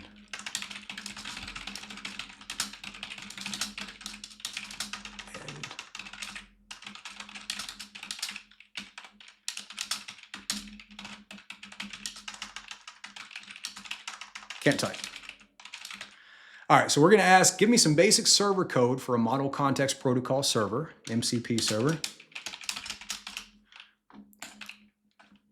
along with some examples of the HTTP plus SSES requests and responses. Now, what is HTTP plus SSE?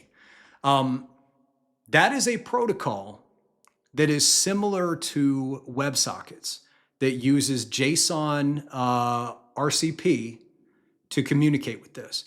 So an MCP server, a model context protocol server, it is a server that's going to be external facing that typically is used by desktop applications like agentic systems, things like that, to run tools, access data. It like expands the functionality. So you have an agentic system, like let's say Cursor, and you connect it to this MCP server. And an MCP server, when you connect it to it, it's going to have several different tools that you can run. It's the MCP, the Model Context Protocol, is a protocol that was developed by Anthropic, I think. If anybody, correct me if I'm wrong about that, but I'm pretty sure it was Anthropic. So you'll connect your system into this server. It will communicate back and forth between your local system and this MCP server. The MCP server will be doing things like running tools that it would have been too resource intensive to include in that desktop application. It may be accessing data that's sensitive data, dynamic data, and so that's going to be your RAG system that you want to get it. It just depends on how you build it out. But ultimately, what's going to happen is you send an initial request to the MCP server from one WebSocket, right? So your browser opens a socket, it reaches out and it connects to the MCP server using this HTTP SSE, and that's done with a content type that we'll see down here in the request. Once it establishes that connection, and this is I always say HTTP is not stateless, HTTP plus SSE, just like WebSockets, they are stateful. So you can think of HTTP plus SSE as it's kind of like a mix between HTTP, like typically, and WebSockets. So your initial request goes in, it establishes this connection, and then that initial connection stays open. So your connection is waiting to hear from the server on that initial connection. Then you come over and open another socket. So let's just say like you do a new browser tab. This is probably the easiest way to visualize that. And you send an HTTP request from this socket. That is in JSON RPC. And that will cause the MCP server to start executing things, start doing things, and then it will send the responses and the updates to that initial connection. So you establish this initial connection from your first thing here, and then over here, you're sending these other post requests with a bunch of things telling it what to do, and your responses are coming over here. So that at a very like basic, boiled down, is how the conversation works with the MCP server. So what you're doing as a bug bounty hunter is your goal was to try and find these. So you see the example, typically it starts with doing a GET request to like an SSE endpoint, an MCP endpoint. There's like a list of things that you can potentially do there. Then once you establish the connection, you do these post requests, and that will essentially get you to access these tools that will exist within there, right? There's so much stuff going on in here. I want to see if I'm missing any big things in the chat here. Any questions specifically about that? I thought I saw one in there before.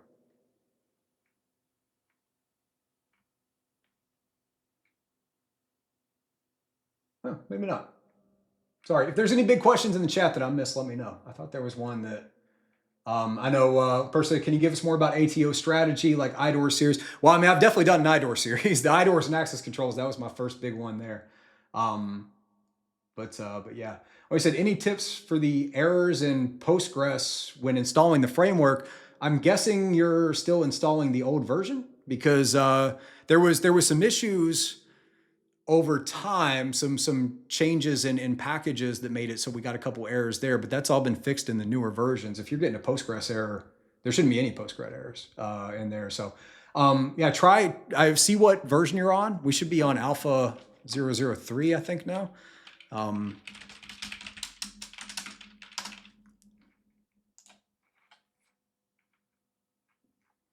Yep, 003. So yeah, make sure you're using the latest release here. I've got my new video that kind of walks through the new updates.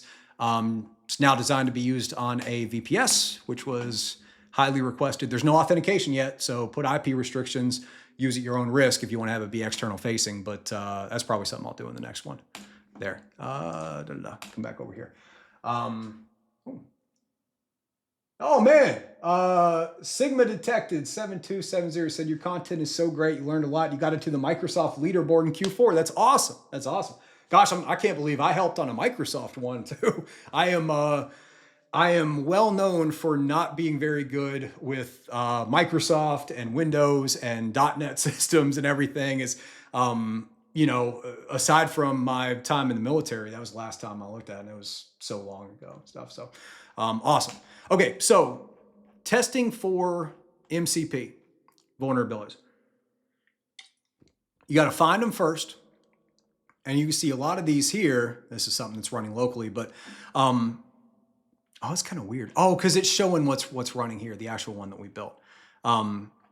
So you start out by doing this get request here, right? And this, you can see connection, keep alive. And specifically, this is how you're telling the server that you are trying to do HTTP, specifically this SSE stream there. So this is all you need to do. And this is going to be built into the framework here, but if anybody wants to do it now or build a B-check, I'm surprised I tried to find something that already did this and I don't think it exists. So I might need to do like a B-check or a nuclei template to go and scan this. But really you get a list of, you know, go to the framework. You get your list of, you know, domains or whatever it's going to be, you know, so come over here to explore.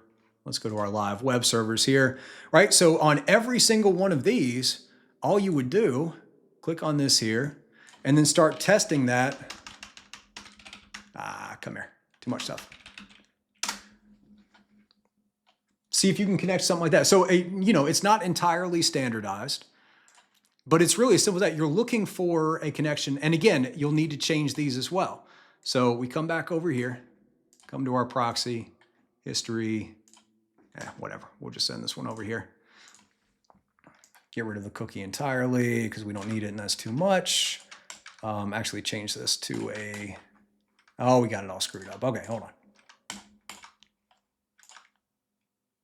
Where's an easier one? This will be fine.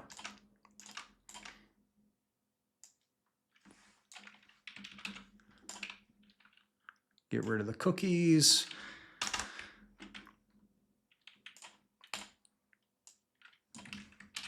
Then we got to get this. Actually, let's just grab all three of these. That'll be easier. So we can put all three of these in. We've already got the keep alive right there. Let's just come over and get all of that. I think that should be good. And yeah, so we still got it not found. Right, but you can see how you would end up automating this. And again, this may be MCP, maybe another one. You're looking to see where it actually establishes that connection, which the response, you see, would look something like this. So your initial response is just going to be something like that. You may get some initial stuff coming back here. But here you can see these are those different messages. So it gets a message, gets a message. These are going to keep streaming through as just new chunks in here. And then now you come over to the separate one and now you send a post. Message is very common right here. You can see I got the session ID on that. So this would be a very insecure implementation because we could potentially do an IDOR. If we leak anybody else's session ID, we could probably affect their session there. I didn't plan on that happening. I'm surprised that GPT did that, but that's good. And then this response, like I said, this is going to come back not from this post request. It's going to come back in the other one, the other connection that we have there. So once you find it, and I'll ask ChatGPT to give us a list here, but you can do a whole list of, just ask it to give you a word list. I need to build my own word list of different things, but it's, you never know, right? You can kind of do some research to try to figure out once you have the connection.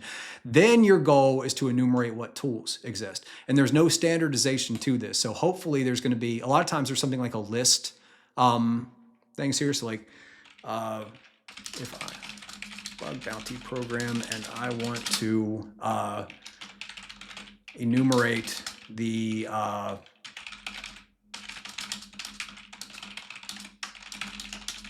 just see what information it gives for there. I didn't plan this part out. We're just seeing if this, I didn't have any real demonstrations or anything to go along with it. I'm hoping that it's gonna give us some specific examples.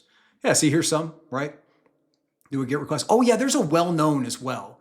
I think it's like manifest.json or something is one of them, but yeah, there's a couple.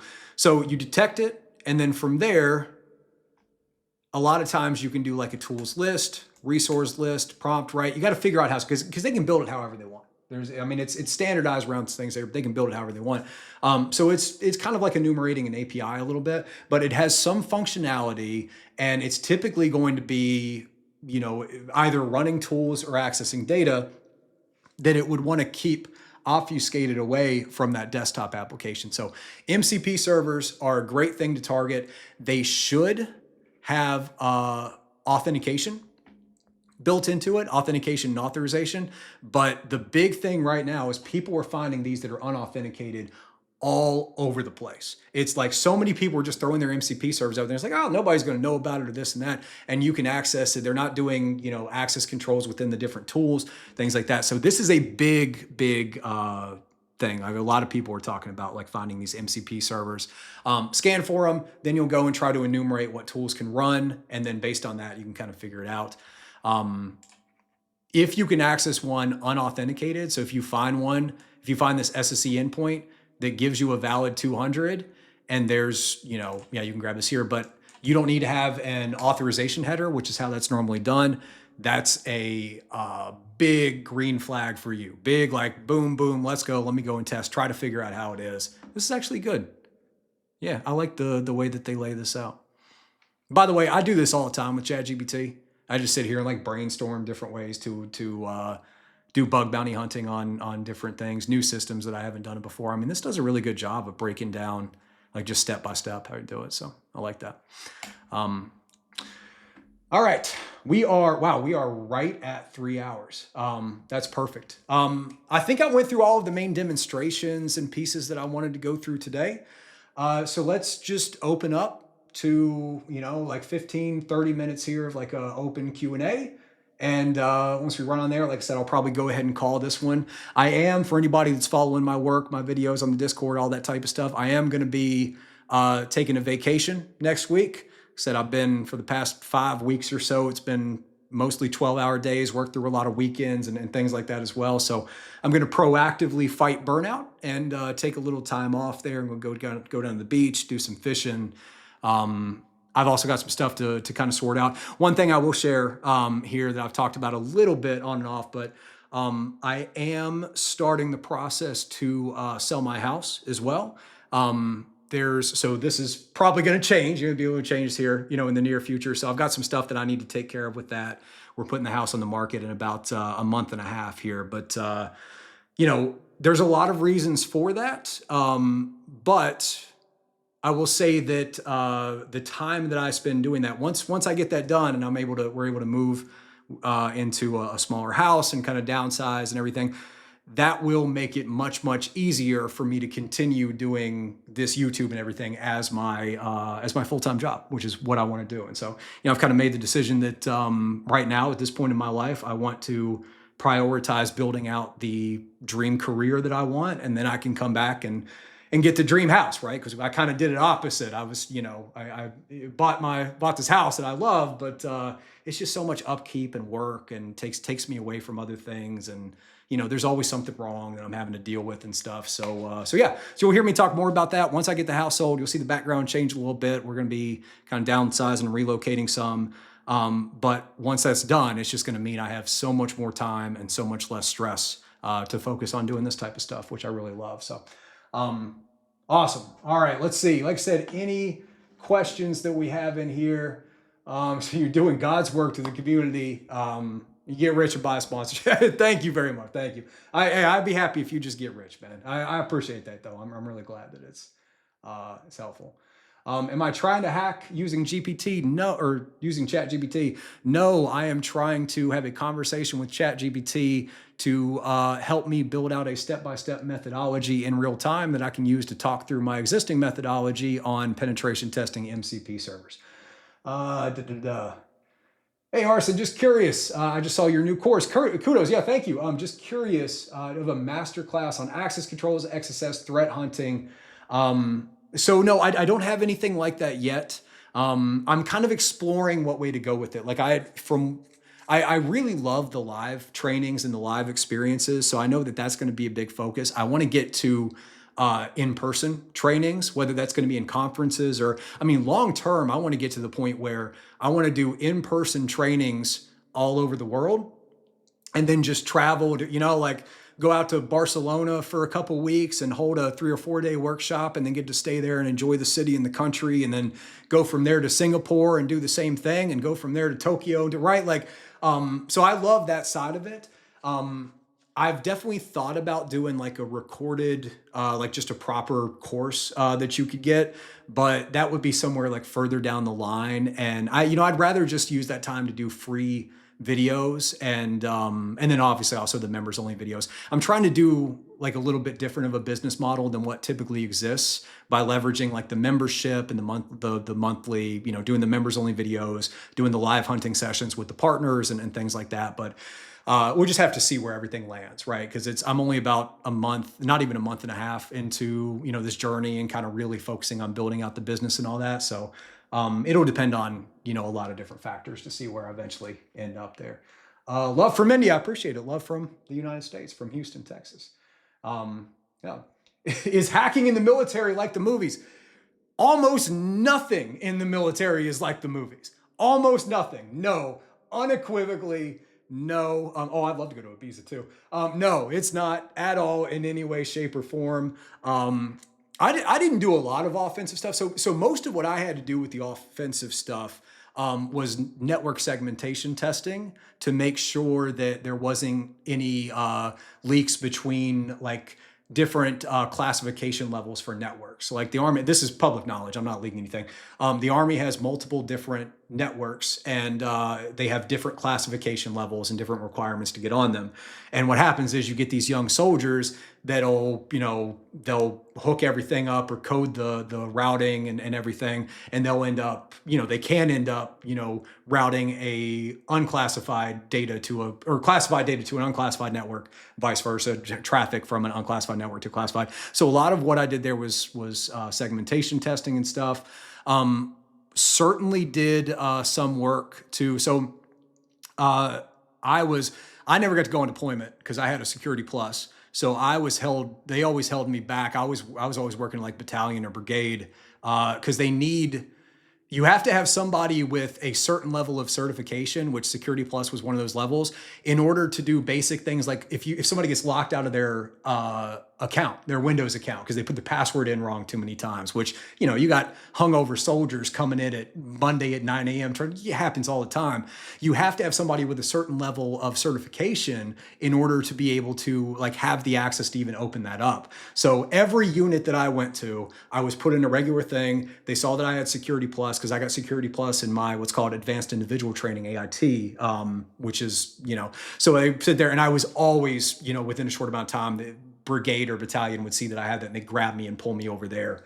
So anyway, but my entire, I think it was Bravo company at the time, maybe part of Alpha too, but they deployed to Jordan. And one of the things that we did was monitored the systems that would alert on incoming fire. And they'd get a lot of people that would try to attack that. They'd probably try to do a denial of service attack on that, whether it's through the network or through the radios to try to disrupt that communication so that they could potentially get, something through, any defenses or anything else. So, but no, I mean, most of the time, even that is like, it's much more boring than it sounds. Most of the time you're just watching to see if a green light ever turns red. That's the honest truth. I spent a lot of my time PMCSing vehicles. I spent way too much of my time sweeping outdoor parking lots because there couldn't be dirt in an outdoor parking lot because America and bald eagles and a bunch of other reasons that I never quite understood. Yeah. So anyway, sorry, I'm just kind of playing around now. Said you found your first critical IDOR after you saw the IDOR series. Oh, that's amazing. Yeah. No, I'm definitely doing that. So that's where the videos that are coming up, bug bounty hunting for AI, bug bounty hunting for, cloud infrastructure vulnerabilities. We're going to be focusing on account takeovers. We're going to be focused on business logic flaws, like all that stuff that's going to future proof we don't want to be focusing on stuff that's not going to be in play, 3-4 years from now as technology changes. Arson, I got a question on why denial of service is out of scope and what's the reason you see it as an impactful bug. Mostly because, there's a lot of different reasons. First of all, sometimes people do like a distributed denial of service. And so that's just like, there's no way to defend against it if you got that, but you could put that just out of scope. If you have a denial of service to where, it's a lack of, it's like based on the logic of the application or anything, sometimes they will accept that. It's really like the just hammering with a lot of requests. And I also think that anytime you do a bug bounty program, I can tell you from personal experience, it can be a big challenge to convince the rest of the company of the value compared to the risk. Most people see a bug bounty program for a company as a huge risk if they're not working in security, because they just, especially legal departments but like developers and system engineers as well. So I think a lot of it is just mitigating the potential negative impact of it. I think that, and I would kind of feel this way. I mean, I will say my program, we accepted denial of service. If it's, and we had that put in there, unless it's like where you're doing a DOS, where you've got this giant botnet and there's nothing we can do, we would accept denial of service, and some programs do. But I think it's just kind of, for most companies, they see it as a risk reward weight, and it's the risks of allowing DOS testing outweigh the rewards of finding it. Yeah. Also, most companies their biggest nightmare is their customer data being leaked and them having to disclose that to the customer, to the news or anything. And so if availability of the system is, depending on who it is, if it's Amazon, if you can DOS AWS, I bet they'll accept it. I think we all remember what happens with the AWS outage fairly recently. Let's see. You made a mistake and double ordered the bug bounty launchpad. I posted in the Discord for feedback. Yeah, I can get that taken care of. We'll talk in the Discord, and you should be able to just request a refund, I think. Otherwise, I can just issue a refund for one of them. But yeah, I'll get you squared away. I'm not gonna let you pay for something twice and pay for something that you're not getting. So, where are we in the thing here? Okay, I see you on here.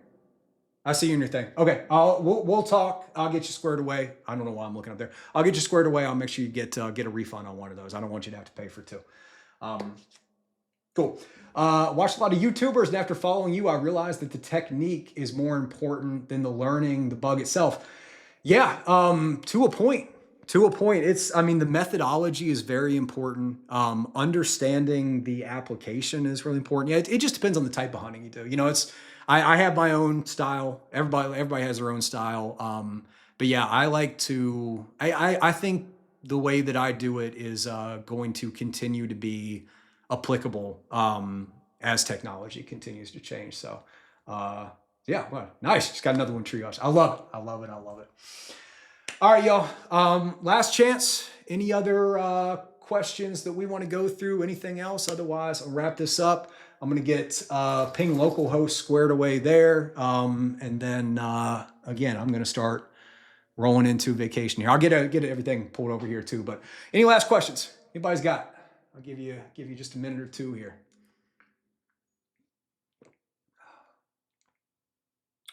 I said, connected with me on LinkedIn. Can I text you there as finding you? I mean, you can, dude. I get probably 50 DMs. Well, that's probably a little bit too much. I get so many DMs on LinkedIn. Same thing with DMs on on Discord. Like I try to go through them occasionally. I need to just do a screenshot sometime of like how many I get on there. But like I can't. I would love to be able to have private conversations with everybody, and I get people reaching out all the time like, hey, I found this, you know, what should I do next? Or like, do you want to go do, like, I just, unfortunately the volume is so much that there's no way I could have time to do that. And if I did, I would have no time to do the streaming and everything else that I do. So, I mean, if you want to reach me out on there, I try to go through and look at them when I can. Discord is definitely better. Again, you don't have to at me. Not saying that you would, right? There's a lot of people that will come in immediately at me like 30 times, like good grief. I keep it mostly on do not disturb now because of that. But yeah, I mean, like it's just much easier. Go into the Discord, be part of the conversation. Like start with the disc. If you have questions about bug bounty hunting and everything else, like there's a lot of really talented, smart people in there as well. There's people that I've worked with for a long time that are very skilled bug bounty hunters. So put the questions in there, and then I jump in when I can. I include them in a video when I can. Yeah, I mean, I try to talk to everybody that I have time for, but the volume is just, even at this level, which I don't even think I'm that big, the volume of requests and messages and everything that I get is just a lot. But yeah. Awesome, man. I appreciate all the love coming from the chat there. I'm so glad that it's helpful, man. Really am. Cool. No more questions on there. Awesome. Yeah, Jacuse, I'm so glad that you were able to come in here. All right, y'all. We're at about 3:20. I think that's a good place to call it. I hope this was a helpful, actually, let me kind of come over here. I'll go just to the webcam, talk to you properly. I hope this was a helpful introduction or starting to dig into some of these AI security topics. It's going to be a big focus for me, moving forward, along with the cloud infrastructure. So yeah, there's a couple things that we talked about today that you can go and try yourself. So yeah, thank you all so much. Appreciate y'all hanging out with me. So that's it. I'll see everybody soon. Cheers.